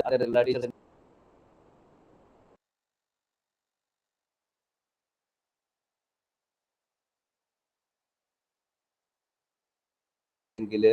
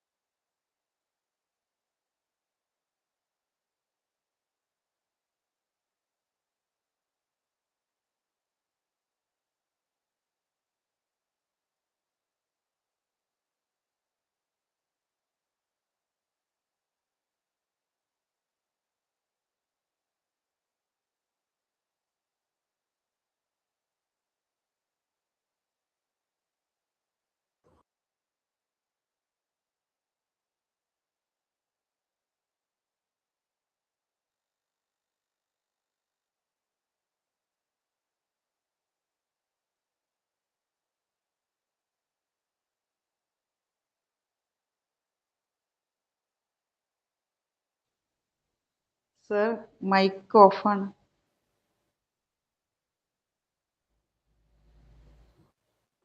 അല്ല, മൈക്ക് ഓൺ ആണ്.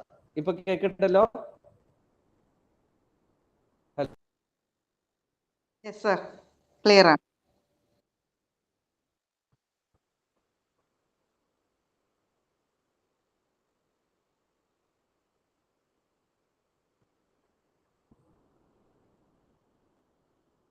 യെസ് സർ, കേൾക്കാം. ഇപ്പൊ കേൾക്കണ്ടോ? Okay okay. അതായത് എൻ്റെ നെറ്റ്വർക്ക് കണക്ഷൻ ഇവിടെ ചെറിയ കോളേജ് ആയതുകൊണ്ടേ ഇവിടെ നെറ്റ്വർക്ക് ഇടയ്ക്കിടയ്ക്ക് വരും പോവുകയും ചെയ്യും. അതാ പ്രശ്നം. വേറെ ഒന്നല്ല, കറണ്ട് പോകുമ്പോൾ അതിനനുസരിച്ചിട്ട് പോകും. Okay. So we shall come back to what we were discussing about the എന്താണ്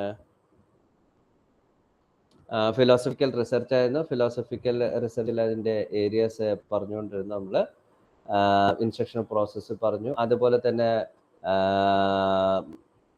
ഫിലോസഫിയും അതേപോലെ തന്നെ സൈക്കോളജിക്കും ഈ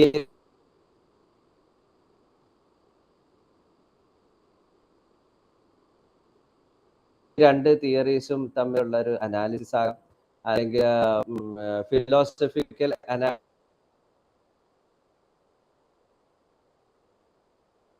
അനാലിസിസ് വിച്ച് ഇൻഫ്ലുവൻസ് എഡ്യൂക്കേഷനെ സ്വാധീനിക്കുന്ന വിവിധ ഫിലോസഫികളെ കുറിച്ചിട്ടുള്ള ഒരു അനാലിസിസ്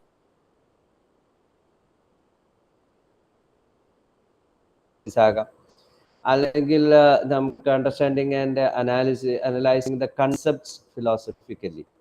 അതായത് നമ്മുടെ എഡ്യൂക്കേഷനുള്ള പല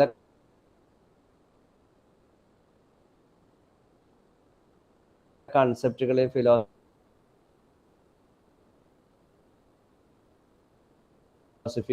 നമ്മൾ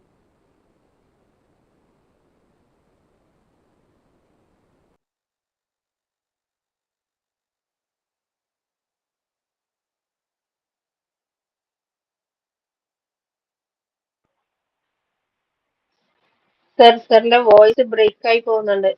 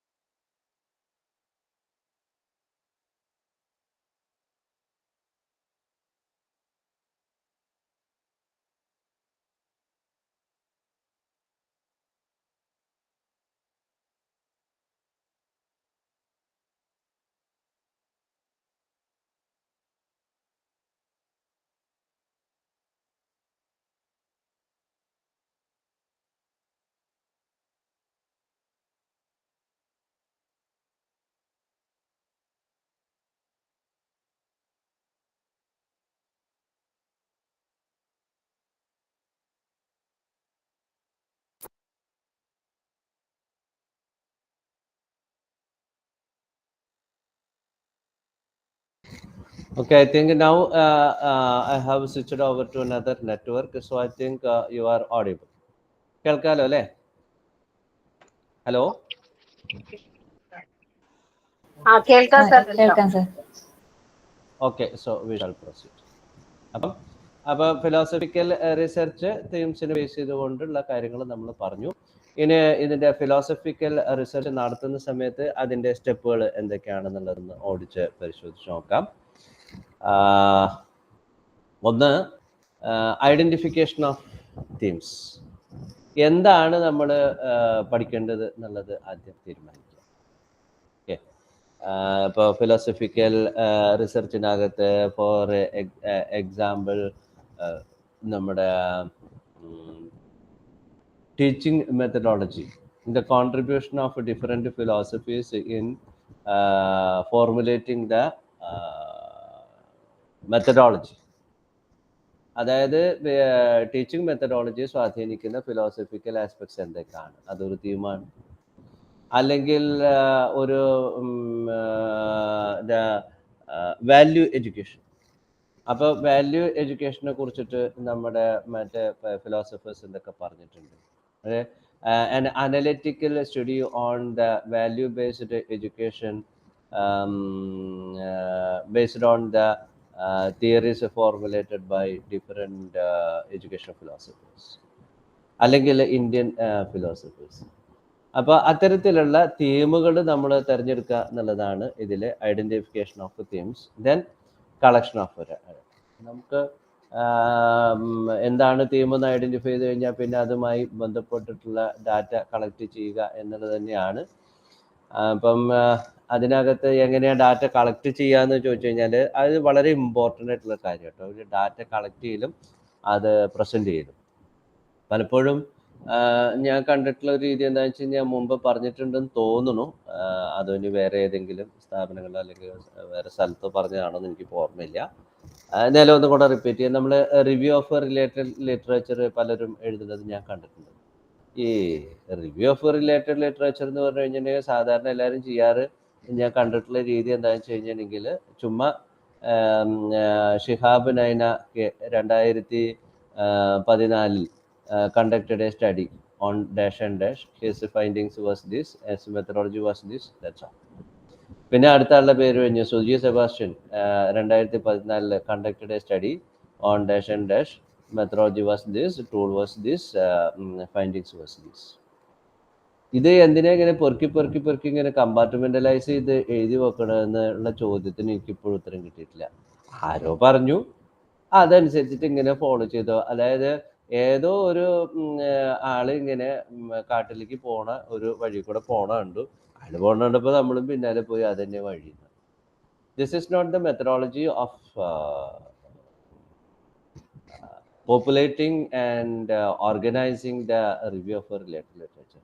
ഞാൻ പറയണു റിസർച്ച് ക്വസ്റ്റ്യൻസ് നമ്മൾ ഫോർമുലേറ്റ് ചെയ്തിട്ട് ആ റിസർച്ച് ക്വസ്റ്റ്യൻസിനെ സാറ്റിസ്ഫൈ ചെയ്യാൻ വേണ്ടിയിട്ടാണ് നമ്മൾ റിവ്യൂ ഓഫ് റിലേറ്റഡ് ലിറ്ററേച്ചർ നടത്തുന്നത്. അപ്പോൾ അതേപോലെ തന്നെ ഇവിടെ ഫിലോസഫിക്കൽ റിസർച്ചിനകത്തും നമുക്ക് ഡാറ്റ കളക്ട് ചെയ്യുന്ന സമയത്ത് വളരെ ഓതൻറ്റിക് ആയിട്ടുള്ള ഡാറ്റ കളക്ട് ചെയ്യണം. അത് തമ്മിൽ ഇൻ്റഗ്രേറ്റഡ് ആയിരിക്കണം, റിലേറ്റഡ് ആയിരിക്കണം, ഇൻ്റർ റിലേറ്റഡ്. എപ്പോഴും ഡാറ്റ കളക്ട് ചെയ്യുമ്പം റിലേറ്റഡ് ആയിരിക്കണം, ഇൻ്റർ റിലേറ്റഡ് ആയിരിക്കണം, ഇൻ്റഗ്രേറ്റഡ് ആയിരിക്കണം. And it should be focused on the theme that we have identified. Okay. അപ്പോൾ ഈ ഡാറ്റ നമുക്ക് എവിടുന്നാ കിട്ടുക? ഡാറ്റ എവിടുന്നാ കിട്ടുക എന്ന് കഴിഞ്ഞാൽ ഇന്നിപ്പോൾ കുഴപ്പമൊന്നുമില്ല, നമുക്ക് കിട്ടാൻ വളരെ എളുപ്പ വഴി എന്താണ്? ഗൂഗിൾ ഉണ്ട്, ചാറ്റ് GPT ഉണ്ട്, അതല്ലെങ്കിൽ ഇൻഫ്ലിപ്നെറ്റോ അതല്ലെങ്കിൽ അതർ ഡിജിറ്റൽ റിസോഴ്സസ് ഉണ്ട്. അതർ ഡിജിറ്റൽ റിസോഴ്സസ് എന്ന് പറയുമ്പോൾ നമ്മൾ കൂടുതലായിട്ട് ഉപയോഗിക്കേണ്ടത് എന്താണെന്ന് വെച്ച് കഴിഞ്ഞിട്ടുണ്ടെങ്കിൽ പല ജേർണൽസ് ഉണ്ട്, ജേർണൽസിൽ ആർട്ടിക്കിൾസ് ഉണ്ട്. ആ ആർട്ടിക്കിൾസ് പരിശോധിക്കുക, വെബ് പേജസ് പരിശോധിക്കുക. ആ വെബ് പേജസ് നമ്മൾ എടുക്കുമ്പോൾ ശ്രദ്ധിക്കേണ്ട ഒരു കാര്യമുണ്ട്, ഓതൻറ്റിക് ആയിരിക്കണം, അക്രഡിറ്റഡ് ആയിട്ടുള്ള ജേർണൽസ് ആയിരിക്കണം. സ്കോപ്പസ് ഇൻഡെക്സിലോ അല്ലെങ്കിൽ UGC കേരളിസ്റ്റിലോ അല്ലെങ്കിൽ എൽസീവറിലോ വരുന്നതായിട്ടുള്ള ആർട്ടിക്കിൾസ് അല്ലെങ്കിൽ ഗൂഗിൾ സ്കോളറിലോ വരുന്നതായിട്ടുള്ള ആർട്ടിക്കിൾസ് വേണം നമ്മൾ എടുക്കാൻ. വെറുതെ വെബ് പേജിൽ മാത്രം വരുന്ന ഡാറ്റ നമ്മൾ ഒരിക്കലും ഉപയോഗിക്കുകയും ചെയ്യരുത്. Okay, so you have to collect the relevant data. ഇതാണ് പ്രധാന കാര്യം. ഇപ്പോൾ എങ്ങനെ കളക്ട് ചെയ്യും? ഇപ്പം നമ്മളിപ്പോൾ ഒരു സ്റ്റഡി പറയൂ. ഇപ്പം ഞാനിപ്പോൾ ഈ പറഞ്ഞ ഫിലോസഫിക്കൽ റിസർച്ചിനെ കുറിച്ചിട്ട് ഇത്രയും പറഞ്ഞ സ്ഥിതിക്ക് നിങ്ങളൊരു ഫിലോസഫിക്കൽ റിസർച്ച് ടീം പറയൂ, ഒരു ടോപ്പിക്ക് പറയൂ. അങ്ങനെയാണ് കാര്യങ്ങൾ എളുപ്പമുണ്ട്.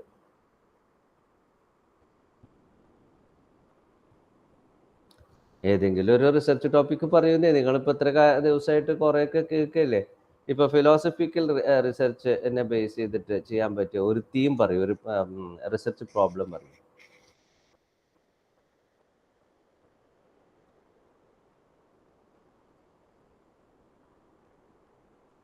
എന്ത് പറ്റി? ജിലു, സുജി, ശ്രീജ ഇവരൊക്കെ എന്തെങ്കിലുമൊക്കെ മിണ്ടുന്ന ആൾക്കാരാണല്ലോ, ഒന്നും മിണ്ടണില്ല.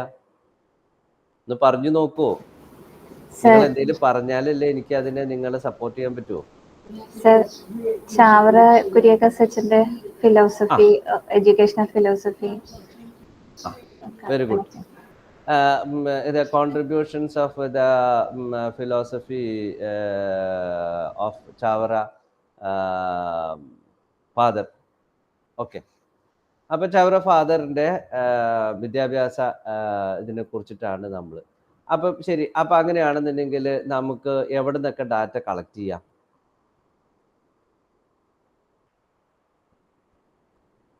എവിടെ നിന്നൊക്കെ ഡാറ്റ കളക്ട് ചെയ്യും? മറ്റുള്ളവർക്കും കൂടാട്ടോ. അദ്ദേഹം സ്ഥാപിച്ച സ്കൂളുകളുടെ ഹിസ്റ്ററി. സ്കൂളുകളുടെ ഹിസ്റ്ററി എന്ന് പറഞ്ഞു കഴിഞ്ഞാൽ സ്കൂളിൽ നടക്കുന്ന ആപ്ലിക്കേഷനാണ്. നമ്മൾ ഫിലോസഫി തിയറിയാണ്. അപ്പോൾ ആ ഫിലോസഫിയാണ് നമ്മൾ പഠിക്കേണ്ടത്. അപ്പോൾ അത് എവിടെ നിന്നാണ് കിട്ടുക?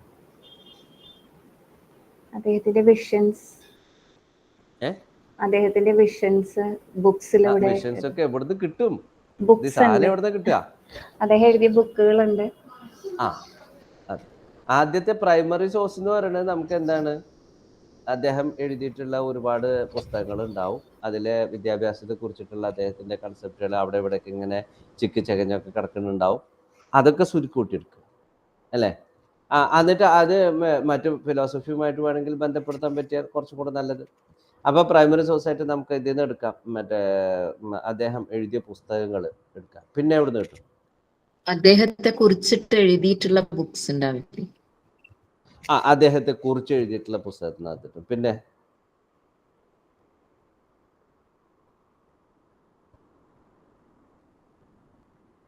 എവിടെ നിന്ന് കിട്ടും?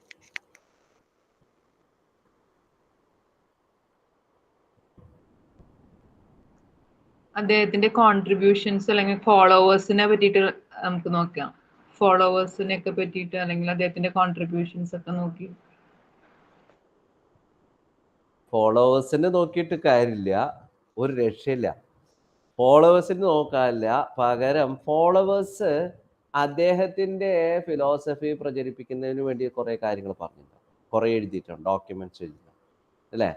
പിന്നെ അദ്ദേഹത്തെ കുറിച്ചിട്ട് ചിലപ്പോൾ ഇൻ്റർവ്യൂ എടുത്തിട്ടുണ്ടാവും, ആ ഇൻ്റർവ്യൂവിൽ പറഞ്ഞ കാര്യങ്ങൾ ഉണ്ടാവും, അല്ലെ പേപ്പറിൽ അദ്ദേഹത്തെ കുറിച്ചിട്ടുള്ള ഡോക്യുമെന്റേഷൻ വന്നിട്ടോ, അല്ലെ മാഗസിനുകളിൽ വന്നിട്ടുണ്ടാകും അല്ലേ? പിന്നെ ഇത് ഈ ഇൻ്റർവ്യൂവിൽ പങ്കെടുത്തിട്ടുള്ള കാര്യങ്ങൾ, അങ്ങനെ അത്തരത്തിലുള്ള കാര്യങ്ങളിൽ നിന്നൊക്കെയാണ് നമുക്ക് ഡാറ്റ കളക്ട് ചെയ്യാൻ പറ്റുക. Okay, then classification of data and interpretation there. ഇപ്പോൾ ഞാൻ നേരത്തെ പറഞ്ഞില്ലേ, ഈ നമ്മളിപ്പോൾ ഈ ഡാറ്റ കളക്ട് ചെയ്യണമെന്ന് പറഞ്ഞില്ലേ, ആ ഡാറ്റ കളക്ട് ചെയ്യുന്ന റിലവൻ്റ് ആവണം, അത് തമ്മിൽ എന്തായിരിക്കണം?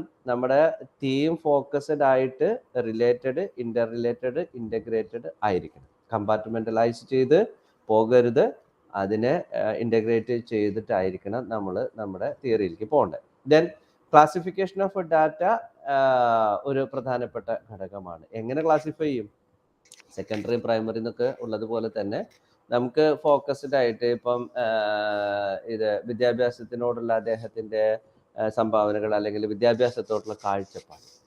അപ്പോൾ ആ കാഴ്ചപ്പാട് എന്താണ്, അതിൻ്റെ ഫിലോസഫിക്കൽ ബേസ് എന്താണ് എന്നുള്ളൊരു ക്ലാസിഫിക്കേഷൻ കൊണ്ടുവരാം. അത് കഴിഞ്ഞിട്ട് പിന്നെ അതിൻ്റെ സ്കൂളിൽ തന്നെ ടീച്ചിങ് എന്തായിരിക്കണം, അല്ലെങ്കിൽ ഒരു കുട്ടി എന്തായിരിക്കണം, അല്ലെങ്കിൽ ഒരു അധ്യാപകൻ എന്തായിരിക്കണം, ഒരു പാരൻറ്റിൻ്റെ റോൾ എന്തായിരിക്കണം, അല്ലെങ്കിൽ ഒരു സ്കൂളിൻ്റെ കാലാവസ്ഥ എങ്ങനെ ആയിരിക്കണം, ഇത്തരത്തിലുള്ള ഘടകങ്ങളെ നമുക്ക് ക്ലാസിഫൈ ചെയ്തിട്ട് വെക്കുക. അതിൻ്റെ അടിസ്ഥാനത്തിൽ നമ്മൾ എന്ത് ചെയ്യുക? ഈ കാര്യങ്ങളെ ഇൻ്റർപ്രറ്റ് ചെയ്യാൻ ശ്രമിക്കുക. ഓക്കെ, ഇപ്പം അദ്ദേഹത്തിൻ്റെ കാഴ്ചപ്പാട് മറ്റുള്ളവരിൽ നിന്ന് വ്യത്യസ്തമായിട്ട് വളരെ സെക്യുലറിസ്റ്റ് ആയിട്ടുള്ള ഒരു ചിന്താഗതി വെച്ച സെക്യുലറിസം എന്ന് പറഞ്ഞ ഫിലോസഫിയുടെ ബേസ് വെച്ചുകൊണ്ടാണ് അദ്ദേഹം വിദ്യാഭ്യാസത്തിന് നോക്കി കണ്ടത്. ഓക്കെ, അപ്പൊ ആ രീതിയിലേക്ക് അതിനെ സമർത്ഥിക്കണം. വെറുതെ നമ്മൾ പറയില്ല അച്ഛൻ ഭയങ്കര സെക്യുലർ ആയ മനോഭാവത്തോട് കൂടിയിട്ടുള്ള ആളാണെന്നുള്ള സ്റ്റേറ്റ്മെന്റ് അല്ല അവിടെ. അതിനെ ബേസ് ചെയ്യുന്ന നിങ്ങളുടെ റെഫറൻസിൽ നിന്ന് കിട്ടിയിട്ടുള്ള കാര്യങ്ങൾ മുഴുവൻ വെച്ചിട്ട് അത് എസ്റ്റാബ്ലിഷ് ചെയ്യുമ്പോഴാണ് അത് ഫിലോസഫിക്കൽ റിസർച്ച് ആയിട്ട് മാറുക.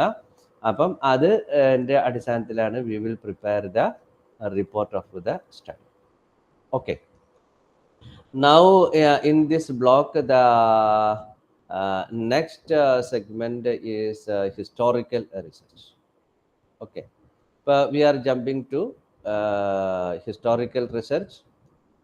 Historical research എന്ന് പറയുമ്പോൾ തന്നെ it is very simple, just like Java. നമുക്കറിയാം ഹിസ്റ്ററിയാണ് നമ്മൾ പഠിക്കുന്നത്. അതായത് ഓരോ ഇതിൻ്റെയും എഡ്യൂക്കേഷൻ. ഇപ്പോൾ for example the history of the system of ancient education existed in India.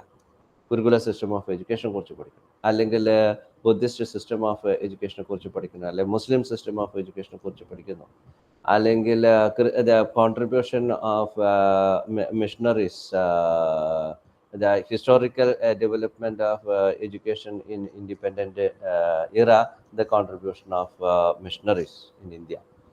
അപ്പോൾ അത്തരത്തിലുള്ള കാര്യങ്ങളൊക്കെ നമ്മൾ ഹിസ്റ്റോറിക്കലായിട്ടാണ് പഠിക്കുക അല്ലേ. അല്ലെങ്കിൽ the growth and development of education in India after the independence year. Okay.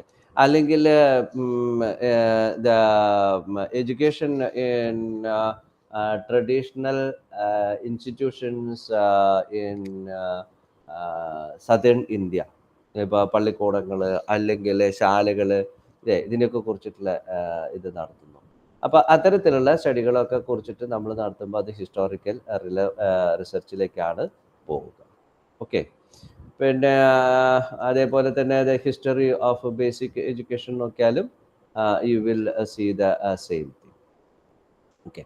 ഇവിടെ നമുക്ക് ഡാറ്റ കളക്ട് ചെയ്യുന്നത്, ഇവിടെ ഞാൻ നേരത്തെ രണ്ട് പദങ്ങൾ ഉപയോഗിച്ചു, ഒന്ന് പ്രൈമറി സോഴ്സ് എന്ന്, അതേപോലെ തന്നെ ഇവിടെ ഹിസ്റ്റോറിക്കൽ റിസർച്ചിൽ നമുക്ക് ഡാറ്റ കളക്ട് ചെയ്യുന്ന രണ്ട് സോഴ്സ് എന്നാണ്. ഒന്ന് പ്രൈമറി സോഴ്സ് എന്നും ഒന്ന് സെക്കൻഡറി സോഴ്സ് എന്നും.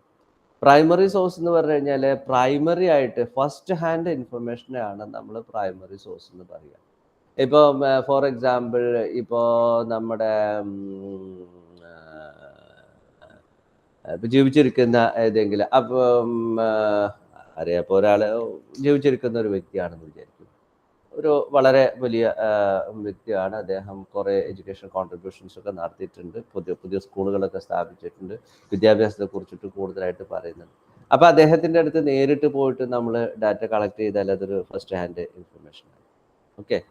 അപ്പം പേഴ്സണൽ പ്രൈമറി സോഴ്സസ് എന്ന് പറയുന്നത് പേഴ്സൺസിൻ്റെ ഒബ്സർവേഷൻ ആകാം, അല്ലെങ്കിൽ ഇപ്പം നമ്മുടെ ചാവറ അച്ഛൻ്റെ ആ സ്റ്റഡി തന്നെ എടുക്കാം. അതൊരു ഹിസ്റ്ററി ചാവറ അച്ഛൻ്റെ ഹിസ്റ്ററിയാണ് നമ്മൾ പഠിക്കുന്നത്. അപ്പം ചാവറ അച്ഛൻ്റെ കീഴിൽ വിദ്യാഭ്യാസം എങ്ങനെ വളർന്നു എന്നുള്ളൊരു ഹിസ്റ്റോറിക്കൽ സ്റ്റഡി ആയിട്ട് നമ്മൾ എടുക്കുന്നു. അപ്പം നമുക്ക് എന്ത് ചെയ്യാം, നമ്മുടെ അദ്ദേഹത്തിൻ്റെ ഡിസൈപ്പിൾസിനോടൊക്കെ നേരിട്ട് പോയിട്ട് കാര്യങ്ങൾ ഡാറ്റ കളക്ട് ചെയ്യാം. ഓക്കെ. അതേപോലെ തന്നെ നമുക്ക് ഹിസ്റ്റോറിക്കൽ സ്പോട്ടുകളിൽ പോയിട്ട് മ്യൂസിയത്തിലോ അല്ലെങ്കിൽ അതേപോലെയുള്ള സ്ഥലങ്ങളിൽ പോയിട്ട് ആർട്ടിഫാക്ട്സോ ഇതൊക്കെ കളക്ട് ചെയ്തിട്ട് അതിൽ നിന്ന് എടുക്കുന്ന ഡാറ്റ. ഓക്കെ.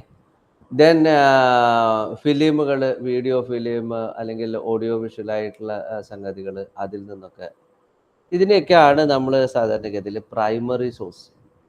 സെക്കൻഡറി സോഴ്സ് എന്ന് പറയുമ്പോൾ സെക്കൻഡ് ഹാൻഡ് ഇൻഫർമേഷനാണ് നമുക്ക് കിട്ടുന്നത്. ഓക്കെ. അപ്പം ഒരാളുടെ ജീവിത ചരിത്രത്തെ കുറിച്ചിട്ട് രണ്ടാമതൊരാൾ പറയുമ്പം അത് സെക്കൻഡറി സോഴ്സായിട്ട്. അപ്പം നമുക്ക് ഈ രണ്ട് സോഴ്സിൽ കൂടെ നമുക്ക് ഡാറ്റ കളക്ട് ചെയ്യാം. ഈ ഡാറ്റ കളക്ട് ചെയ്ത് കഴിഞ്ഞിട്ടുണ്ടെങ്കിൽ അടുത്ത പരിപാടി എന്താണെന്ന് വെച്ച് കഴിഞ്ഞിട്ടുണ്ടെങ്കിൽ ക്രിറ്റിസിസാണ്. ഓക്കെ. ഇപ്പോൾ നമുക്ക് കളക്ട് ചെയ്ത ഡാറ്റയെ വെച്ചിട്ട് നമ്മൾ അതിനെ ക്രിട്ടിസൈസ് ചെയ്യണം. അദ്ദേഹത്തിൻ്റെ അല്ലെങ്കിൽ ആ വസ്തുതയുടെ കാര്യങ്ങളെ നമ്മൾ critically approach and analyse and explain. This is external criticism. ഇപ്പോൾ എക്സ്റ്റേണൽ ക്രിറ്റിസിസം പറയുന്ന സമയത്ത് അതിനകത്ത് നിന്നുകൊണ്ട് വേണം നമുക്ക് ക്രിട്ടിസൈസ് ചെയ്യാൻ വേണ്ടി. അല്ലെങ്കിൽ ഇതിനെ ഈ എക്സ്റ്റേണൽ ക്രിറ്റിസിസത്തിനെ സാധാരണഗതിയിൽ ലോവർ ക്രിറ്റിസിസം എന്നും കൂടെ പറയാറുണ്ട്. ഓക്കെ. അപ്പോൾ it is based on the testing the authenticity and ജെന്യുവിനെസ് of swords of data. അതായത് ഡാറ്റയുടെ സോഴ്സിൻ്റെ ജെന്യുവിനെസ് ഓതൻറ്റിസിറ്റിയും നമുക്ക് ഇതിനകത്ത് കൂടെ കൊണ്ടുവരാൻ പറ്റും. ദെൻ രണ്ടാമത്തേത് അതിനകത്ത് ഒരു 3 ക്രിറ്റിസിസത്തിനെ ഡിപ്പെൻഡ് ചെയ്യുന്ന 3 ഘടകങ്ങളുണ്ട്. ഒന്ന് chronological sense, then contemporary reputation of the source. അപ്പോൾ ഈ ക്രോണോളജിക്കൽ സെൻസ് എന്ന് പറയുന്ന സമയത്ത് ഓരോ കാലഘട്ടത്തിലും എങ്ങനെ എന്ത് എന്നുള്ളതിനെ കുറിച്ചിട്ട് നമുക്ക് കൃത്യമായിട്ട് പറയാൻ പറ്റണം. അതേപോലെ തന്നെ കണ്ടംപററി റെപ്യൂട്ടേഷൻ, ഇന്നത്തെ സമകാലികമായിട്ട് അതിനോടുള്ള അനുഭാവം എന്ത് എന്ന് പരിശോധിക്കുക. അപ്പോൾ കൺസിസ്റ്റൻസ് ഓഫ് റെപ്യൂട്ടേഷൻ ഇപ്പോൾ താൽക്കാലികമായിട്ട് സമകാലികമായിട്ട് ഉണ്ടായി എന്നുള്ളത് കൊണ്ട് നാളെ അത് ഇല്ലാതിരിക്കുന്ന തരത്തിലുള്ളതായിരിക്കും, കൺസിസ്റ്റൻ്റ് ആയിട്ട്. Then internal criticism. അപ്പം external criticism is a methodology that ensure the trustworthiness of the data. And second thing, that is internal criticism that ensure authenticity and genuine content of the data subject to verification, which is known as internal consistency. അതായത് നമ്മൾ collect ചെയ്യുന്ന ഡാറ്റയുടെ ഓതൻറ്റിസിറ്റിയും ജെന്യുവിനെസ്സും കണ്ടൻറ്റും അതിന് നമ്മൾ subject vice ആയിട്ട് verify ചെയ്യുന്നതിന് നമുക്കിവിടെ internal criticism എന്ന് പറയാം. Okay, then the following series of questions have been listed by good and bad, that you just go through that, and we are jumping to historical research and its main step. ആദ്യം നമുക്കറിയാം എല്ലാ റിസർച്ചിനകത്തും ആദ്യം വേണ്ടത് determining the problem. Okay, ഇവിടെ ഞാൻ പറയും it is not a problem എന്നും വേണമെങ്കിൽ പറയാം, but more than that it is a theme or a topic, right? അപ്പോൾ അത് ഐഡൻറ്റിഫൈ ചെയ്യുന്നു. Then specification of the population of data, എവിടെ നിന്നൊക്കെ ഡാറ്റ കളക്ട് ചെയ്യണം. ഇപ്പോൾ നമ്മുടെ ഹിസ്റ്റോറിക്കൽ റിസർച്ചിനകത്ത് ചിലപ്പോൾ നമുക്ക് മറ്റേ നമ്മുടെ ചാവറാച്ചൻ്റെ അദ്ദേഹത്തിൻ്റെ എഡ്യൂക്കേഷൻ്റെ ഹിസ്റ്ററിയാണ് നമ്മൾ പരിശോധിക്കുന്നതെന്നുണ്ടെങ്കിൽ ഇടവക അംഗങ്ങളുടെ അടുത്ത് പോയിട്ട് എടുക്കാൻ പറ്റും. അതുപോലെ അവിടെ ഇടവകയിലുള്ള മറ്റേ സെമിനാരിയിലുള്ള അച്ഛന്മാർ, കന്യാസ്ത്രീകൾ, അതേപോലെ സ്കൂളിലെ അധ്യാപകർ, അവിടുത്തെ ഡോക്യുമെൻറ്റ്സ്, കാര്യങ്ങൾ ഇതൊക്കെ നമുക്ക് പരിശോധിക്കാം. Okay, then data collection. ഇവിടുന്നൊക്കെ നമുക്ക് ഡാറ്റ ഈ പറഞ്ഞ ആളുകളുടെ അടുത്ത് നിന്നൊക്കെ ഡാറ്റ കളക്ട് ചെയ്യുക, ഈ ഡാറ്റ ഒക്കെ ഓർഗനൈസ് ചെയ്യുക, then interpret and report writing. So these are the common trends or procedure of our historical research. Then historical approaches, new trends എന്ന് പറഞ്ഞു കഴിഞ്ഞാൽ ഒന്ന് ലോക്കൽ ഹിസ്റ്ററി പരിശോധിക്കാം, comparative history, political history, social history, intellectual and cultural history. ഇത്രയാണ് നമ്മളിപ്പോൾ contemporary ആയിട്ട് emphasise ചെയ്യുന്ന റിസർച്ചുകൾ. Okay, then എങ്ങനെയാണ് ഒരു ഹിസ്റ്റോറിക്കൽ റിസർച്ചിൻ്റെ ഇമ്പോർട്ടൻസ് കൂട്ടുക? അതിന് ആദ്യം നമുക്ക് ഒഴിവാക്കേണ്ടത് റിസർച്ചേഴ്സ് ബയസ് ആൻഡ് വാല്യൂസ്, പിന്നെ ഇൻഫ്ലുവൻസ് ഓഫ് പ്രസൻറ്റിസം, അതുപോലെ use of concepts, assumptions behind cultural difference and generalizability. ഇത്രയാണ് നമ്മുടെ ഈ ഹിസ്റ്റോറിക്കൽ റിസർച്ചിൻ്റെ ക്വാളിറ്റി അല്ലെങ്കിൽ പ്രാധാന്യം കൂട്ടുന്നതിന് വേണ്ടിയിട്ട് നമുക്ക് ചെയ്യേണ്ടുന്ന കാര്യങ്ങൾ. Okay, now block 2 is over. Now you can have the question answer session.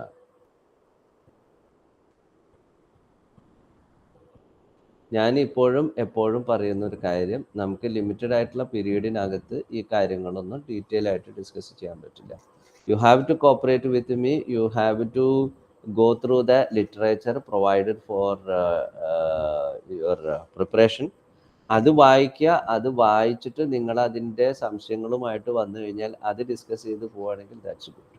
ഇതിപ്പോൾ എന്താ ഉണ്ടാവുമെന്ന് വെച്ച് കഴിഞ്ഞിട്ടുണ്ടെങ്കിൽ ഞാനിപ്പോൾ ഒരു റേഡിയോ ഞാൻ പറയുന്നു, നിങ്ങൾ കേൾക്കണം, അതിലെന്തൊക്കെയോ നിങ്ങൾ മനസ്സിലാക്കണം, പലതും നിങ്ങൾക്ക് മനസ്സിലാവണ്ട. കാരണം ഇത് മനസ്സിലാവണമെന്നുണ്ടെങ്കിൽ you have to read the literature. അപ്പോൾ ലിറ്ററേച്ചർ വായിക്കാത്തതിൻ്റെ പ്രശ്നങ്ങളാണ് പലപ്പോഴും. അപ്പോൾ നിങ്ങൾ പറയും ഞങ്ങൾക്ക് അതിന് സമയമില്ല. സമയം കണ്ടെത്തണ്ടോ? നമ്മളിപ്പോൾ ഈ കോഴ്സിന് ചേർന്നത് ഇതിന് സമയം കണ്ടെത്തിക്കൊണ്ടാണല്ലോ. അപ്പോൾ അതുകൊണ്ട് അതിന് സീരിയസ് ആയിട്ട് കാണുകയാണെങ്കിൽ you have to read. Without that you cannot get an accurate idea about this.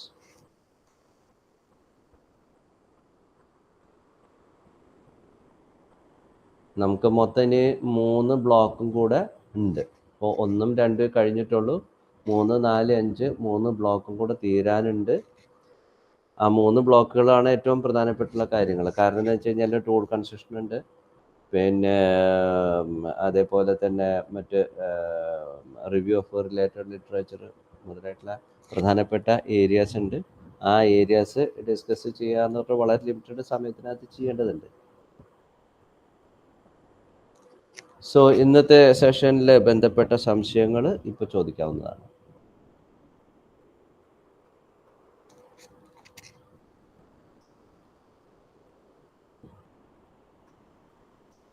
ഞാൻ പറയുന്നത് കേൾക്കുന്നുണ്ടല്ലോ അല്ലേ?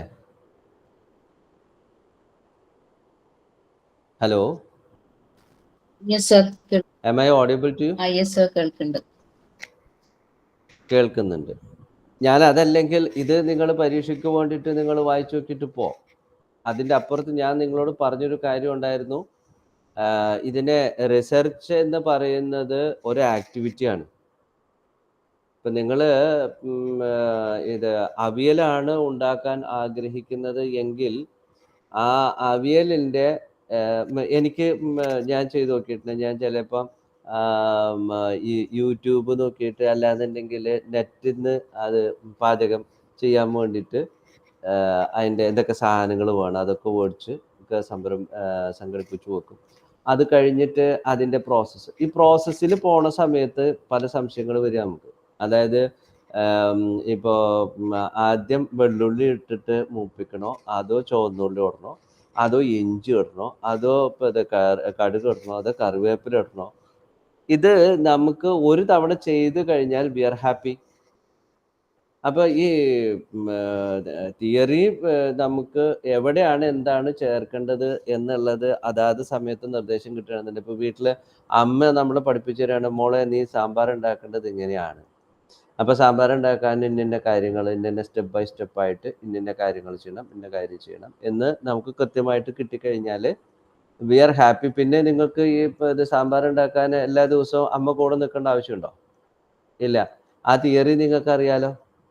അതായത് ഏത് സമയത്ത് പുളി ഒഴിക്കണം, ഏത് സമയത്ത് ഉപ്പിടണം, ഏത് സമയത്ത് പച്ചക്കറി അതിനകത്തേക്ക് ആഡ് ചെയ്യണം, അല്ലെങ്കിൽ എപ്പോൾ പരിപ്പ് ഇടണം, ഈ കാര്യങ്ങളെക്കുറിച്ച് നിങ്ങൾക്ക് ഐഡിയ ആയി. In the similar way you have to approach this research work. അതിൻ്റെ ആക്ടിവിറ്റി ബേസ്ഡ് ആയിട്ട് നിങ്ങൾ ഈ തിയറി ബന്ധപ്പെടുത്തിക്കൊണ്ട് പോവുകയാണെങ്കിൽ എളുപ്പമായി. അതായത് ഇപ്പോൾ നമ്മളിപ്പോൾ പഠിച്ചുകൊണ്ടിരിക്കുന്നത് ഫോക്കസ് ചെയ്തിരിക്കുന്നത് എങ്ങനെയാണെന്ന് വെച്ച് കഴിഞ്ഞിട്ടുണ്ടെങ്കിൽ ഈ മറ്റേ ഡ്രൈവിങ് താപ്പാലിൽ കൂടെ പഠിക്കുന്ന പോലെയാണ്. അപ്പം അതുകൊണ്ട് ഞാൻ കഴിഞ്ഞ ദിവസം പറഞ്ഞത് നിങ്ങൾ ഏതെങ്കിലും ടോപ്പിക്ക് സെലക്ട് ചെയ്യാൻ പറഞ്ഞിരുന്നു. ആരെങ്കിലും ആ കാര്യത്തെക്കുറിച്ച് ചിന്തിച്ചിട്ടുണ്ടോ? ആരെങ്കിലും ടോപ്പിക്കുമായി ഇന്ന് വന്നിട്ടുണ്ടോ? ഇപ്പം ഈ പറഞ്ഞ ഡിസൈനിൽ ഏതായിരിക്കും അതിന് സ്യൂട്ടബിൾ എന്നുള്ളത് നിങ്ങൾക്ക് പറഞ്ഞു തരുമ്പോൾ ആ കാര്യങ്ങളൊക്കെ നിങ്ങൾക്ക് ക്ലിയർ ആവുകയും ചെയ്യും. ഇപ്പോൾ ഡിഫറെൻറ്റ് ടൈപ്സ് ഓഫ് റിസർച്ചസ് നമ്മൾ പഠിച്ചു ഇപ്പോൾ അല്ലേ? ഡിസ്ക്രിപ്റ്റീവ്, ക്വാണ്ടിറ്റേറ്റീവ് റിസർച്ച് എന്താണെന്ന് മനസ്സിലാക്കി, ക്വാളിറ്റേറ്റീവ് റിസർച്ച് എന്താണെന്ന് മനസ്സിലാക്കി. അത് കഴിഞ്ഞിട്ട് നമ്മൾ ഡിസ്ക്രിപ്റ്റീവ് റിസർച്ചിനകത്ത് സർവേ റിസർച്ച് മുതലായിട്ടുള്ള എക്സ്പെരിമെൻ്റൽ റിസർച്ച് വരെ പോയി. അത് കഴിഞ്ഞ് ക്വാളിറ്റേറ്റീവ് റിസർച്ചിലേക്ക് കടന്നു അല്ലേ? ഹിസ്റ്റോറിക്കൽ റിസർച്ച് വരെത്തി നമ്മൾ കൺക്ലൂഡ് ചെയ്തു. ഇതിൽ ഏത് റിസർച്ച് ആയിരിക്കണം നിങ്ങളുടെ ടോപ്പിക്കിന് വേണ്ടതെന്നുള്ളത് പറയുമ്പോൾ തന്നെ നിങ്ങൾക്ക് ഇതിനെക്കുറിച്ചൊരു ഐഡിയ കിട്ടും. സോ ആരെങ്കിലും കൊണ്ടുവന്നിട്ടുണ്ടോ എന്ന്? ഏതെങ്കിലും ടോപ്പിക്കോ കാര്യങ്ങളെക്കുറിച്ച് ചിന്തിക്കുകയോ അല്ലെങ്കിൽ റെഡിയാക്കി കൊണ്ടുവരികയോ ചെയ്തിട്ടുണ്ടോ? ഉണ്ടെങ്കിൽ പറഞ്ഞോളൂ. സർ, സുജി പറഞ്ഞോളൂ. സർ, ഞങ്ങളുടെ സ്കൂളിൽ ഇപ്പോൾ ഇന്ററാക്റ്റീവ് പാനൽ ഇൻട്രൊഡ്യൂസ് ചെയ്തിട്ടുണ്ട് കുട്ടികൾക്ക്. ഓക്കെ. അപ്പോൾ അതിൽ നെറ്റും എല്ലാ സൗകര്യങ്ങളും കിട്ടുന്ന ഒരു ബോർഡാണ്. അപ്പോൾ അത് എത്രത്തോളം ലാംഗ്വേജ് സ്കില്ലിന് യൂസ്ഫുൾ ആയിരിക്കും എന്നതിനെ കുറിച്ച് ഒന്ന് ചെയ്താലോ എന്ന് എൻ്റെ മനസ്സിലൊരു തോന്നൽ വന്നു. ഓക്കെ. അപ്പോൾ ഞാൻ 5th 2 ഡിവിഷൻ എടുക്കുന്നുണ്ട്. അപ്പോൾ അവിടെ രണ്ടിടത്തും 2 രീതിയിൽ, ഒന്ന് ട്രഡീഷണൽ രീതിയിലും ഒന്ന് മറ്റേ ഇത് യൂസ് ചെയ്തിട്ടും ചെയ്ത് കഴിഞ്ഞാൽ അതിനെ അതായത് എക്സ്പെരിമെന്റൽ മെത്തേഡിൽ ചെയ്യാൻ പറ്റുമോ എന്നുള്ളൊരു കൺഫ്യൂഷനിൽ ഇരിക്കുകയാണ് ഞാൻ. കൺഫ്യൂഷന്റെ യാതൊരു ആവശ്യകതയില്ല Suji. You are in a very right track. അതായത് എക്സ്പെരിമെന്റൽ റിസർച്ച് ആണ് അതെന്ന് പറഞ്ഞോട് കൂടിയിട്ട് തന്നെ റിസർച്ചിനെ കുറിച്ചിട്ടുള്ള ഒരു ഐഡിയ സുജിക്ക് കിട്ടിക്കഴിഞ്ഞു എന്നാണ് സൂചിപ്പിക്കുന്നത്. ഓക്കെ, അതായത് ഇത് ഉപയോഗിച്ചിട്ട് നമ്മൾ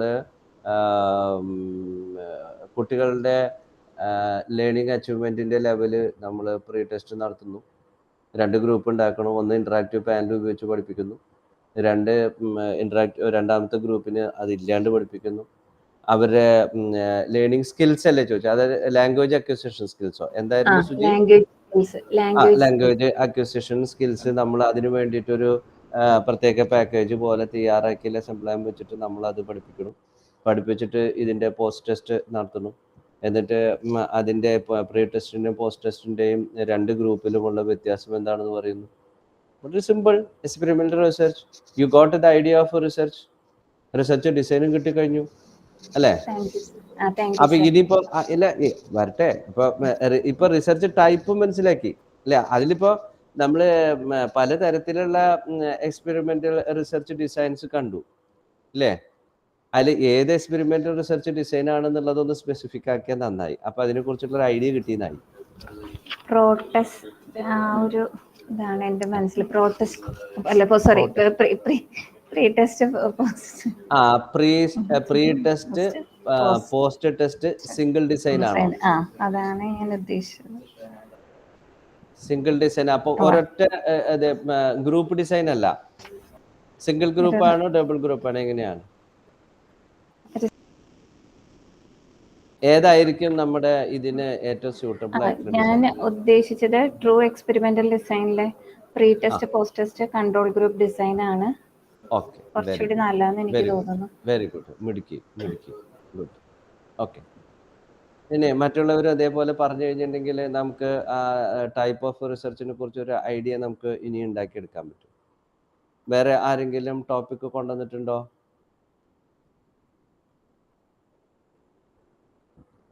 ഇല്ല അല്ലേ? വെറും കൈ വീശി പോന്നതാണല്ലേ മക്കളെ. നമ്മൾ ആദ്യം ഒരു കാര്യം മനസ്സിലാക്കേണ്ടതെന്ന് അറിയോ? ടീച്ചിങ് എന്ന് പറഞ്ഞു കഴിഞ്ഞാൽ ചീറ്റിംഗ് ആണ്. Teaching is equal to cheating. ഞാൻ ഇപ്പൊ നിങ്ങളെ ചീറ്റ് ചെയ്തുകൊണ്ടിരിക്കുക സത്യം പറഞ്ഞു കഴിഞ്ഞാൽ. ലേണിംഗ് ആണ് ഇമ്പോർട്ടൻറ്റ്. നമ്മൾ കുടം കമിഴ്ത്തി വെച്ചിട്ട് കുറെ വെള്ളം ഒഴിച്ചിട്ട് വല്ല കാര്യമുണ്ടോ? ഏതാണ്ട് ഇപ്പം അതാ ഇപ്പോൾ ഇവിടെ നടന്നുകൊണ്ടിരിക്കുന്നത്. നമ്മുടെ വിദ്യാഭ്യാസത്തിൻ്റെ കുഴപ്പമാണ്. നിങ്ങൾ പഠനമാണ് നടക്കേണ്ടത്, പഠിക്കണില്ല. അതായത് ഈ ചില ടീച്ചേഴ്സ് ക്ലാസ്സിൽ പോയിട്ട് പഠിപ്പിച്ചിട്ട് വന്നിട്ട് സ്റ്റാഫ് റൂമിൽ വന്നിട്ടൊരു പ്രസ്താവന ഇറക്കും. ഇന്നത്തെ എൻ്റെ ക്ലാസ്, ഇത്രയും നാളത്തെ എൻ്റെ അധ്യാപന ജീവിതത്തിൽ ഇത്രയും മനോഹരമായിട്ടുള്ളൊരു ക്ലാസ് ഞാൻ എടുത്തിട്ടില്ല. ഇത് ക്ലാസ് പൊടിയായിരുന്നു, 100% സാറ്റിസ്ഫൈഡ്, സന്തോഷം കൊണ്ട് എനിക്ക് ഇരിക്കാൻ വയ്യാത്തതുകൊണ്ട് ഞാൻ തുള്ളി ചാടുകയാണെന്നൊക്കെ പറയും. ഭയങ്കര ഗംഭീരമായിട്ട് പറയും. ഇത് കേട്ട ഒരു അധ്യാപകൻ ആ ക്ലാസ്സിലെ കുട്ടികളുടെ അടുത്ത് ചെന്ന് ചോദിക്കും. ആ കുട്ടികൾ നമ്മുടെ ക്രോണിക് ബാച്ചിലർ എന്ന് പറഞ്ഞിട്ട് സിനിമയില്ലേ, ആ സിനിമയ്ക്കകത്ത് മറ്റേ ഈ പടക്കത്തിന് തീ കൊടുത്തിട്ട് അവസാനം ഇന്നസെന്റ് പുകവായെന്ന് വമ്പിച്ചിട്ടൊരു ചോദ്യമുണ്ട്, എന്താ പണ്ടായി? അപ്പൊ അതല്ല, ലേണിംഗ് ആണ് നടക്കേണ്ടത്. So you should read, you should do some work. Don't expect capsules from my side. ഞാനിങ്ങനെ കുറെ ക്യാപ്സ്യൂൾ നിങ്ങളുടെ വായിൽ കിട്ടുന്നിട്ട് കാര്യമില്ല. This is research, practical oriented ആണ്. മൈനിക എന്താ ഈ ടോപ്പിക് ചൂസ് ചെയ്തിട്ടുണ്ടോ? പ്രോബ്ലം ഏരിയ കണ്ടെത്തിയിട്ടുണ്ടോ? ഇല്ല, വേറെ ആരും കണ്ടിട്ടില്ല, ഒന്നും നോക്കിയിട്ടില്ല. ശ്രീജ ചെയ്തിട്ടുണ്ടോ? Jilu? Sir, influence of art and drama, ആ റിലേറ്റഡ് ഏരിയ ഉണ്ടാവില്ലേ? അത് ഞാൻ ജസ്റ്റ് തിങ്ക് ചെയ്യുന്നേ ഉള്ളൂ അതിനെ കുറിച്ചിട്ട്. അതായത് ഇപ്പം ഞാൻ സയൻസ് ആണ് പഠിപ്പിക്കുന്നത് ഹയർ സെക്കൻഡറിയിൽ. അപ്പം ഉം. കുട്ടികൾക്ക് എങ്ങനെയാ വെച്ചാല് ഒരിക്കലും ലെഷർ ടൈം അവർക്ക് കൊടുക്കാറേ ഇല്ല സാധാരണ സ്കൂളിൽ. ഉം. കുറച്ചൊക്കെ ഉം. നമ്മൾ കൊടുക്കും, ചില ടീച്ചേഴ്സ് കൊടുക്കും, ചിലർ കൊടുക്കില്ല. കണ്ടിന്യൂസ്ലി അവരെ ഒരു എന്താ പറയാ എൻട്രൻസ് അങ്ങനെയുള്ളതിന് പ്രിപ്പയർ ചെയ്യിപ്പിക്കുന്ന മാതിരിയാണ് എല്ലാ സ്കൂൾ സിസ്റ്റം പോകുന്നത് കുറെയൊക്കെ. ഉം. അപ്പം അതിൽ നിന്ന് വ്യത്യസ്തമായിട്ട് അവർക്ക് മീൻസ് ടാലന്റഡ് ആയിരിക്കുമല്ലോ പല ഫീൽഡിലും കുട്ടികൾ. അപ്പം ഓക്കെ. അതും ഈ സയൻസ് എഡ്യൂക്കേഷനും തമ്മിലുള്ള റിലേഷൻ വെച്ചിട്ടുള്ളത് ഞാൻ തിങ്ക് ചെയ്തുകൊണ്ടിരിക്കുന്നേ ഉള്ളൂ. അതായത് അപ്പൊ ഇവിടെ ശ്രദ്ധിക്കണ റിലേഷൻ എന്ന് പറയുമ്പോൾ നമ്മൾ ഏത് ടൈപ്പ് റിസർച്ച് എടുക്കുക, ഏത് സ്റ്റഡി എടുക്കുക, എന്ത് ടൈപ്പ് അതായത് റിസർച്ച്? അവർക്ക് ഇപ്പം എക്സാമ്പിൾ ആയിട്ട് ഈ സയൻസ് അല്ല ക്ലാസ്സിലുള്ള കുട്ടികൾ. ഒരു മിനിറ്റ്. നമ്മളിപ്പോ ആദ്യം ടോപ്പിക് പറഞ്ഞില്ലേ, പ്രോബ്ലം ഏരിയ പറഞ്ഞില്ലേ? അതെ അതെ. ആ പ്രോബ്ലം ഏരിയയില് ഇവിടുത്തെ വേരിയബിൾ എന്താണ്? എന്തൊക്കെ വേരിയബിള്? ഡിപ്പെൻഡന്റ് വേരിയബിൾ എന്താണ്? ഡിപ്പെൻഡന്റ് വേരിയബിൾ എന്താ? പറഞ്ഞോ, ശരിയാവും. പറഞ്ഞു കുട്ടിയെ. ലേണിംഗ് അച്ചീവ്മെന്റ് ഇൻ സയൻസ് അതല്ലേ നോക്കണത് യെസ് യെസ്, അല്ലേ? അതെ അതെ. അപ്പൊ dependent variable learning achievement in science, okay. Right? Yes. Okay. അപ്പൊ ഇൻഡിപെൻഡന്റ് വേരിയബിൾ എന്താണ്? ആർട്ട് ആൻഡ് ഡ്രാമ ആ related art and drama. Art and drama. Okay. അപ്പൊ ആർട്ട് ആൻഡ് ഡ്രാമ അത് ഇതുമായിട്ട് ബന്ധമുണ്ടോന്നാണ് പരിശോധിക്കുക. അപ്പൊ ഈ ബന്ധമാണോ പരിശോധിക്കേണ്ടത് അതോ ഇമ്പാക്റ്റ് ആണോ പരിശോധിക്കേണ്ടത്? ഇമ്പാക്റ്റ് ആണ് ഞാൻ ഉദ്ദേശിച്ചത്. കാരണം ഇമ്പാക്റ്റ്. അപ്പൊ അതിലേക്ക് ഇമ്പാക്റ്റ് ആണെങ്കിൽ ഇഫക്റ്റീവ്നെസ് ആണെങ്കിൽ ഏത് ടൈപ്പ് ഓഫ് റിസർച്ച് ആണ് നമ്മൾ ഉപയോഗപ്പെടുത്തുക? അത് എക്സ്പെരിമെന്റൽ തന്നെയല്ലേ? Experimental research. അപ്പൊ എക്സ്പെരിമെന്റൽ റിസർച്ചിലേക്ക് പോകണം.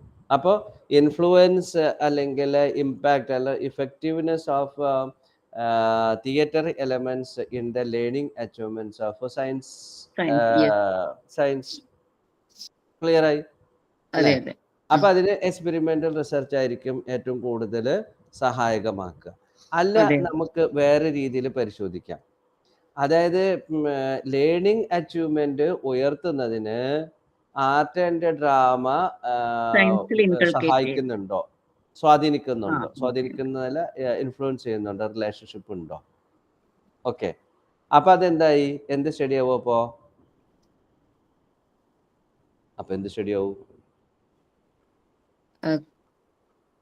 ശരിയാണ്, കോറിലേഷണൽ സ്റ്റഡി ആയിട്ട് മാറി അല്ലേ? അതെ അതെ. ഇനി അതല്ല, നമ്മള് ഒരു സാധാരണ എന്താ പറയുക ഒരു സർവേ റിസർച്ച് ആണ് നടത്തുന്നതെന്ന് വിചാരിക്കും. ഇത് തന്നെ നമുക്കൊരു സർവേ റിസർച്ച് ആയിട്ട് നടത്തിക്കൂടെ? അതെ സർ. അതെങ്ങനെയാ? അത് ഇതില് ഇൻട്രസ്റ്റ് ആയിട്ടുള്ള കുട്ടികള്, അതേപോലെ മീൻസ് ആർട്ട് ഫീൽഡിലൊക്കെ ഡാൻസില് മറ്റുള്ളതിൽ രീതിയിലൊക്കെ താല്പര്യമുള്ള കുട്ടികൾ ഉണ്ടാവല്ലോ, അവർക്ക് ഈ എന്താ പറയാ ലേണിംഗ് ഓഫ് സയൻസിൽ എത്രത്തോളം മുന്നോട്ട് വരുന്നു എന്നുള്ളത്. അല്ല, അത് നമ്മുടെ ഇത് മാറി. നമ്മുടെ area problem complete, focus complete തെറ്റിപ്പോയി. നമുക്കിപ്പോ ഇവിടെ ഡിപ്പെൻഡന്റ് വേരിയബിളും ഇൻഡിപെൻഡന്റ് വേരിയബിളും നമ്മൾ ഫിക്സ് ചെയ്ത് കഴിഞ്ഞു. അതായത് ലേണിംഗ് അച്ചീവ്മെന്റും പിന്നെ ആർട്ട് ആൻഡ് ഡ്രാമയും അല്ലെ? അത് നമുക്കൊരു സർവേ റിസർച്ച് ആയിട്ട് എങ്ങനെ നടത്താം? ഇത് സർവേ റിസർച്ച് നടത്താൻ പറ്റുമോ ഒന്ന് ആലോചിച്ച് നോക്കോ. വൈനിക എന്തെങ്കിലുമൊക്കെ മുണ്ടോട്ടോ? എന്തെങ്കിലുമൊക്കെ കിട്ടുന്നുണ്ടെങ്കിൽ എന്തെങ്കിലുമൊക്കെ റെസ്പോണ്ട് ചെയ്യൂ. അതെങ്ങനെ സർവേ റിസർച്ച് ആക്കി ചെയ്യാൻ പറ്റും? റഹമത്ത് അബ്ദുള്ള, കുട്ടികളുടെ സർവേ നടത്തിക്കൂടെ? കുറച്ച് 2 ഗ്രൂപ്പായിട്ട് വെച്ചിട്ട് കുട്ടികളുടെ തന്നെ സർവേ നടത്തുക. അവരുടെ ബാക്ക്ഗ്രൗണ്ട് നോക്കിയിട്ട് ക്വസ്റ്റ്യനെയർ വെച്ചിട്ട് ചെയ്തൂടെ? ക്വസ്റ്റ്യനെയർ വെച്ചിട്ട് ചെയ്തുകൂടെ എന്ന്. പക്ഷെ ഇവിടെ നമുക്ക് കാണേണ്ട എന്താണെന്ന് വെച്ച് കഴിഞ്ഞിട്ടുണ്ടെങ്കിൽ ഇതുമായിട്ട് എന്തെങ്കിലും സംഗതികൾ ഉണ്ടോ എന്നുള്ളത് വേണ്ടേ?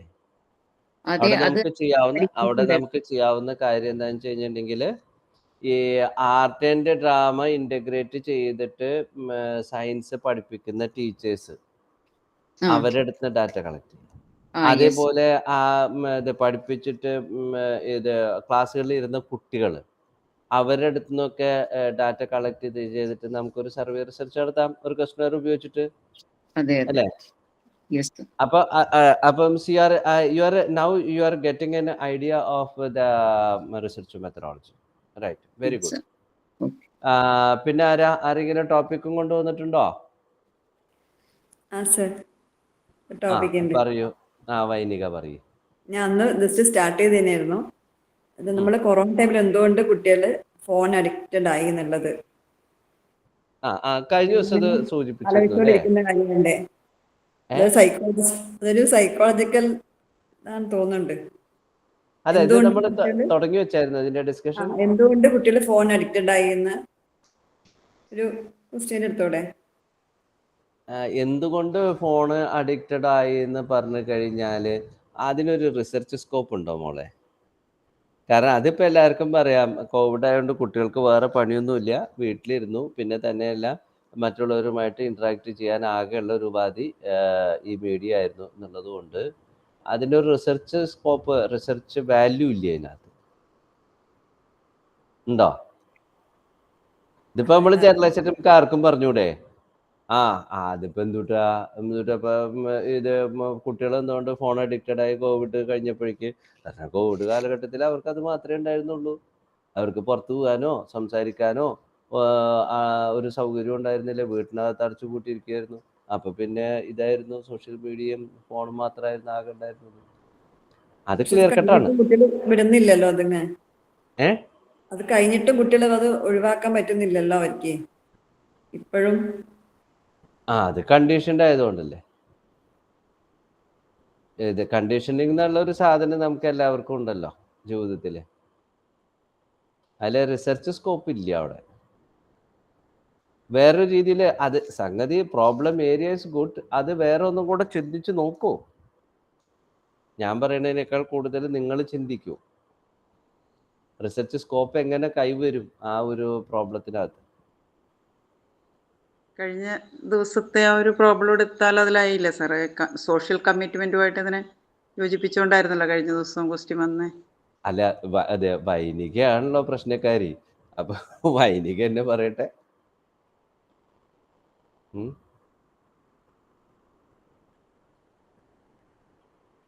ഒന്നുകൂടെ ആലോചിച്ച് നോക്കോ. സോഷ്യൽ കമ്മിറ്റ്മെന്റ് ഇല്ലാത്തതുകൊണ്ടാണല്ലോ ഇത് ഫോണിന് അഡിക്റ്റഡ് ആവുന്നത്, അല്ലേ? അത് പ്രജുഡിസ്ഡ് ആയിട്ടുള്ള സ്റ്റേറ്റ്മെന്റ് ആണ്. സോഷ്യൽ കമ്മിറ്റ്മെന്റ് ഹൈപ്പോത്തിസിസ് ഇപ്പൊ തന്നെ നടത്തി. ദർ ഇസ് നോ സിഗ്നിഫിക്കൻസ് എന്ന് പറഞ്ഞൊരു ഹൈപ്പോത്തിസിസ് നമ്മൾ എന്നാൽ ഹൈപ്പോത്തിസിസ് സ്റ്റേറ്റ് ചെയ്തു. അങ്ങനെയല്ല, പ്രോബ്ലം സ്പെസിഫിക് ആവണ്ടേ? റിസർച്ച് വാല്യൂ ഉള്ള, റിസർച്ച് സ്കോപ്പ് ഉള്ള ഒരു പ്രോബ്ലം ആയിട്ട് അതിനെ മാറ്റണം. ഇതിൽ ഡിപ്പെൻഡന്റ് വേരിയബിൾ ഇൻഡിപെൻഡന്റ് വേരിയബിൾ എന്താ?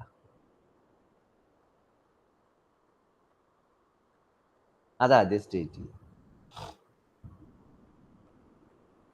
വൈനികേ, എനിക്കറിയില്ല സർ, എങ്ങനെ മാറ്റണ്ടേന്ന് അറിയില്ല. ഒന്നും കൂടെ അതൊന്ന് ആലോചിച്ച് നോക്ക്.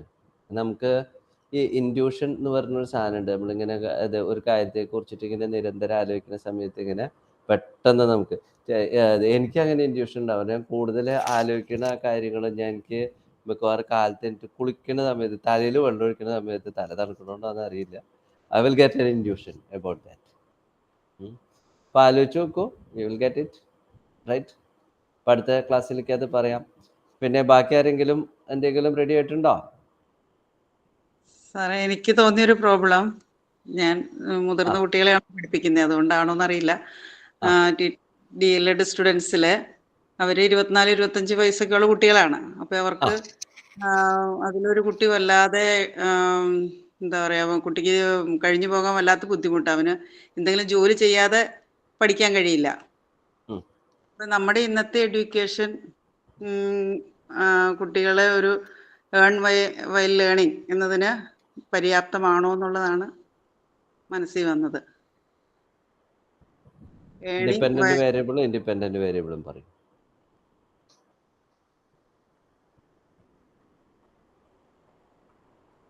Cause and effect. അപ്പൊ അതിന്റെ സംഗതി ചോദ്യം സെക്കൻഡറി ഇന്നത്തെ സാധന സെക്കൻഡറി ഇതിനകത്ത് പറഞ്ഞതിന് പ്രോബ്ലത്തിനകത്ത് പറഞ്ഞതിൽ ഇതെല്ലാം ഉണ്ട്. ഒന്ന് ക്രമീകരിച്ച് പറഞ്ഞാൽ റെഡിയായി. സിസ്റ്റമാറ്റിക് ആയിട്ട് പ്രസന്റ് ചെയ്ത സംഗതി റെഡിയായി.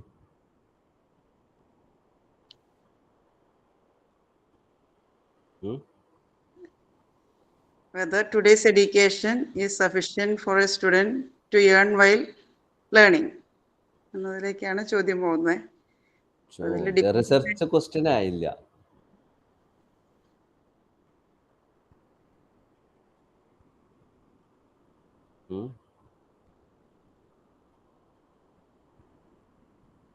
ഒന്നും കൂടെ ആലോചിച്ച് നോക്കോ. കുറച്ചും കൂടെ ഒന്ന് നമുക്ക് ചോദ്യങ്ങൾ ചോദിക്കാം. പ്രോബ്ലം ആകണം. റിസർച്ച് വാല്യൂ എന്ന് പറഞ്ഞൊരു സാധനം നമ്മളെപ്പോഴും റിസർച്ചിനകത്ത് വേണ്ട കാര്യം എന്താ വെച്ച് കഴിഞ്ഞാൽ, ഇപ്പം നമ്മൾ ഇത് ക്ലാസ്സിൽ പോയിട്ട് കുട്ടികളോട് നമ്മൾ ചോദിക്കണു എന്താ നിങ്ങൾ പഠിക്കാത്തേ, അതൊരിക്കലും റിസർച്ച് വാല്യൂ ആവില്ല. അപ്പം റിസർച്ച് വാല്യൂ, അതായത് നമ്മൾ മനസ്സിലാക്കേണ്ട കാര്യം, ഒരു റിസർച്ച് ചെയ്ത് കഴിഞ്ഞാൽ that should produce A applicable executable solution or it should produce A clear cut theory or knowledge. അതാണ് അതിലെ പ്രധാന ഘടകം. അപ്പം ആ രീതിയിലൊന്ന് ചിന്തിച്ചു കഴിഞ്ഞാൽ നിങ്ങൾക്കത് കിട്ടും. ഏത് റിസർച്ചും നടത്തി കഴിഞ്ഞാൽ ഒന്നുകിൽ തിയറി ഉണ്ടാവണം, അല്ലെങ്കിൽ അതിൻ്റെ പ്രൊഡക്റ്റീവായിട്ടുള്ള പോസിറ്റീവായിട്ടുള്ള ഒരു എക്സിക്യൂട്ടബിൾ ആയിട്ടുള്ള സാധനം അതിനകത്ത് നിന്ന് ഉണ്ടാവണം. അപ്പോഴേ നമുക്കതുകൊണ്ട് പ്രയോജനം ഉണ്ടാവുള്ളൂ. റിസർച്ച് നടത്തുന്നത് വെറുതെ ഒരു ഇതിനല്ല, നമുക്ക് കൃത്യമായിട്ടുള്ള ഒരു ഇത് കൊടുക്കാൻ പറ്റും. സംഗതി റിസർച്ച് ടോപ്പിക് തന്നെയാണ് ജിലു പറഞ്ഞത്. അത് ഒന്നും കൂടെ എന്താ പറയുക, റീസ്ട്രക്ചർ ചെയ്ത് കഴിഞ്ഞാൽ that will be A good research topic. ഒന്നും കൂടെ ആലോചിച്ചിട്ട് നാളെ ഇതെന്താ ഈ വരുന്നവർ പലരും കൊഴിഞ്ഞു പോണേ? വെറുതെ ഒന്ന് അറ്റൻഡൻസ് തരാൻ വേണ്ടിയിട്ട് വരണാവില്ലേ? ഓക്കെ. ഷൽമി ജെയ്സൺ ഇവിടെ ഉണ്ടോ? ഇതിനകത്ത് ഉണ്ടോ ഷൽമി ജെയ്സൺ? ഉണ്ട് സാറേ, ഉണ്ട്. എന്തെങ്കിലും എന്റെ എല്ലാ ക്ലാസ്സിലും കയറാൻ പറ്റിയിട്ടുണ്ടോ? എല്ലാ ക്ലാസ്സിലും കേറിയിട്ടുണ്ട്. എന്താ മോളെ? ശരിക്കും അങ്ങോട്ട് ക്ലിയർ ആയിട്ടില്ല. ശരിക്കും ക്ലിയർ ആവില്ല. ക്ലിയർ ആവണതിന് ഞാൻ പറഞ്ഞല്ലോ, നിങ്ങൾ വായിച്ചേ പറ്റുള്ളൂ. കാരണം ഇത് ഓടിച്ചിട്ട് പോവില്ലേ. എല്ലാ കാര്യം സ്പെസിഫിക് ആയിട്ട് ഓരോ കാര്യങ്ങളും വിശദമായിട്ട് പറയാനുള്ള സാഹചര്യം നമുക്കില്ല. അപ്പൊ അതുകൊണ്ട് along with this you must go through the literature കേട്ടോ. ഷെൽമി ടോപ്പിക് വല്ലതും ആക്കിയിട്ടുണ്ടോ? ഞാൻ മാത്തമാറ്റിക്സ് സ്കിൽസ് അച്ചീവ്മെന്റിനുള്ള ഒരു ഇതാണ്. അപ്പൊ 2 തരത്തിൽ, ഇപ്പൊ ആദ്യത്തെ സുജി എന്ന് പറഞ്ഞ കുട്ടി പറഞ്ഞ പോലെ 2 തരത്തിൽ നമുക്ക് ക്ലാസ് എടുക്കാലോ. നമുക്ക് നമ്മുടെ സാധാരണ ലെവലിലുള്ള ക്ലാസ് എടുക്കലും ചെയ്യാം. ആക്ടിവിറ്റി അത്ര ഓറിയന്റഡ് അല്ലാതെ ഇത് പറയേ കേട്ടാ. അതെ, പ്രോബ്ലം പറയേ. ഇൻഡിപെൻഡന്റ് വേരിയബിൾ പറയോ, ഡിപെൻഡന്റ് വേരിയബിൾ പറയോ? മാത്തമാറ്റിക്കൽ സ്കിൽ അച്ചീവ്മെന്റ് ആണല്ലോ ഒരു പ്രോബ്ലം ടൈറ്റിൽ പറയുമ്പോളെ identify the problem and the statement if required. നമ്മൾ ആദ്യം പ്രോബ്ലം ഏരിയ കണ്ടെത്തുന്നു. എന്താണ് പ്രോബ്ലം ഇവിടെ? Mathematical skill is not a problem at all. അത് അച്ചീവ് ചെയ്യുന്നില്ല എന്നുള്ളതാണ് പ്രോബ്ലം. എല്ലാ കുട്ടികൾക്കും അച്ചീവ് ചെയ്യാൻ സാധിക്കുന്നില്ല. എപ്പോഴും ഒരു സർവേ റിസർച്ച് ആണ് ഉദ്ദേശിക്കുന്നത്. അപ്പൊ ഒരു ഗ്രൂപ്പ് ചില കുട്ടികൾ എന്തുകൊണ്ട് മാത്തമാറ്റിക്കൽ സ്കിൽ അച്ചീവ് ചെയ്യാൻ പറ്റുന്നില്ല കുട്ടികൾക്ക്? അത് ഏത് ക്ലാസ്സിലെ കുട്ടികൾക്ക്? അതെ, നമ്മളിപ്പോ കുട്ടികളെ ടീച്ചർ എഡ്യൂക്കേറ്റർ ആണ് ഞാന്. അപ്പൊ ഞാൻ മാത്സ് പഠിപ്പിച്ച് ടീച്ചർ സ്റ്റുഡൻസ് പോയി ക്ലാസ് എടുത്തു കഴിയുമ്പോ അവര് പറയുന്ന ഒരു പ്രശ്നമാണ്, കുട്ടികൾക്ക് പലർക്കും ഈ പറഞ്ഞ സ്കിൽസ് കിട്ടുന്നില്ല ടീച്ചറെ നമ്മൾ എടുക്കുന്ന രീതിയിൽ പോകുമ്പോ. ഏത് കുട്ടികൾക്കാണ്? സ്റ്റുഡന്റ് ടീച്ചേഴ്സിനാണോ അതോ സ്കൂളിൽ പഠിക്കുന്ന കുട്ടികൾക്കാണോ? കുട്ടികൾക്ക് ഇവര് പഠിപ്പിക്കുന്ന രീതി, നമ്മൾ ടീച്ചിങ് മാനുവൽ ഒക്കെ എഴുതി ശരിയായി തന്നെ പോയി വന്നാലും അതിനകത്ത് കുട്ടികൾക്ക് ഫണ്ടമെന്റൽ ആയിട്ടുള്ള കാര്യങ്ങൾ അറിയില്ല, മാത്തമാറ്റിക്സിലെ ഫണ്ടമെന്റൽ ആയിട്ടുള്ള കാര്യങ്ങൾ അറിയില്ല, അതല്ലേ? അറിയണില്ല. അത് അത് അതിപ്പോ പ്രത്യേകിച്ചും അതിപ്പോ 12ാം ക്ലാസ്സില് മാത്തമാറ്റിക്സില് A++ കിട്ടിയ കുട്ടിക്ക് 99ഉം 11ഉം എത്രയെന്ന് ചോദിച്ചു കഴിഞ്ഞാൽ അറിയില്ലല്ലോ. അതല്ലേ അതാ നമ്മുടെ മാത്തമാറ്റിക്സിന്റെ അവസ്ഥ. അപ്പൊ ഇവിടെ പ്രശ്നം മാത്തമാറ്റിക്കൽ സ്കിൽസ് അച്ചീവ് ചെയ്യുന്നില്ല. അപ്പൊ അതിനൊരു സർവേ റിസർച്ച് എന്താണ് അതിന്റെ കാരണങ്ങൾ കണ്ടെത്തുക, സർവേ അതെ അല്ലേ? അപ്പം analytical study on lack of mathematical skill acquisition among the ഏത് കുട്ടികളാണ്? ഹൈസ്കൂൾ സ്റ്റുഡൻസ് ആണ്, ഹൈസ്കൂൾ സ്റ്റുഡൻസ് അല്ല യു പി സ്കൂളാണ്, യു പി സ്കൂൾ. സ്റ്റുഡൻസ്. ആ രീതിയിലേക്ക് നമ്മൾ ഇത് ഷെഡ്യൂൾ ചെയ്യുക. അപ്പൊ നമുക്ക് ഇവിടെ എന്ത് മെത്തേഡ് അഡോപ്റ്റ് ചെയ്യണ്ടേ? ഷെൽമി, എന്ത് മെത്തേഡ് അഡോപ്റ്റ് ചെയ്യണ്ടേ? സർവേ മെത്തേഡ് തന്നെ ചെയ്യാമോ? സർവേ റിസർച്ച് ആണ് അല്ലേ? ഓക്കെ. പിന്നെ റഹ്മത്തെ ഇവിടെ ഉണ്ടോ? സാർ ഞാനും സിമിലർ ഇതേ ഒരു പ്രോബ്ലം ആണ്. പക്ഷെ എനിക്കത് എങ്ങനെയാണ് അതിന്റെ ഡിപെൻഡന്റ് വേരിയബിൾ ഇൻഡിപെൻഡന്റ് വേരിയബിൾ ഒക്കെ വരിക ശരിക്കും ക്ലിയർ ആവാത്തതെന്നാണ് ഞാൻ പറയാൻ. അതെ, ഈ ഇൻഡിപെൻഡന്റ് വേരിയബിളും ഡിപെൻഡന്റ് വേരിയബിളും എവിടുന്നും വരാനില്ല. അത് റഹ്മത്തിന്റെ മനസ്സിന്റെ ഉള്ളിൽ തന്നെ ഉണ്ട്, ആ പ്രോബ്ലത്തിന്റെ ഉള്ളിലുണ്ട്. ഓക്കെ, അപ്പൊ പ്രോബ്ലം ആദ്യം ഐഡന്റിഫൈ ദ പ്രോബ്ലം. എന്താ പ്രോബ്ലം? ഞാൻ വിചാരിച്ച പ്രോബ്ലം, നമ്മുടെ പ്രൈമറി ക്ലാസ്സുകളിൽ മാത്സ് കുട്ടികൾക്ക് ഭയങ്കര ഇഷ്ടമാണ്, എല്ലാവർക്കും നല്ല പഠിക്കാനൊക്കെ. പക്ഷെ ആ കുട്ടികൾ തന്നെ പഠിച്ച് ഒരു ഹൈസ്കൂളിൽ എത്തുമ്പോഴേക്ക് അവർക്ക് ഏറ്റവും ഇഷ്ടമല്ലാത്തൊരു സബ്ജക്ട് മാത്സ് ആയി മാറുകയാണ്. അപ്പൊ അതിന്റെ ഒരു പ്രശ്നം എന്താണ് എന്നുള്ള, എവിടെയാണ് വളരെ സുഖമായിട്ട് നടത്താലോ ഒരു comparative analysis of U P school students and high school students towards the interest in mathematics subject. ഒരു സർവേ റിസർച്ച് നടത്തിയാൽ പോരെ? കമ്പാരറ്റീവ് സ്റ്റഡി ആയിട്ടുള്ള കമ്പാരറ്റീവ് റിസർച്ച് ആയിട്ട് നിർത്താലോ.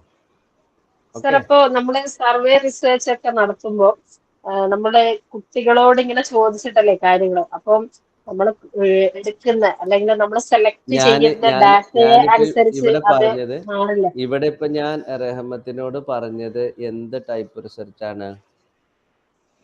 സർവേ റിസർച്ച് ആണോ പറഞ്ഞേ? അപ്പൊ നമുക്ക് എന്ത് ചെയ്താൽ മതി?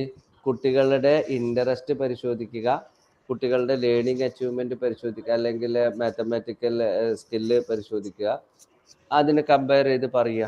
ഇത്രേ വേണ്ടു. വളരെ സിമ്പിൾ ആണല്ലോ.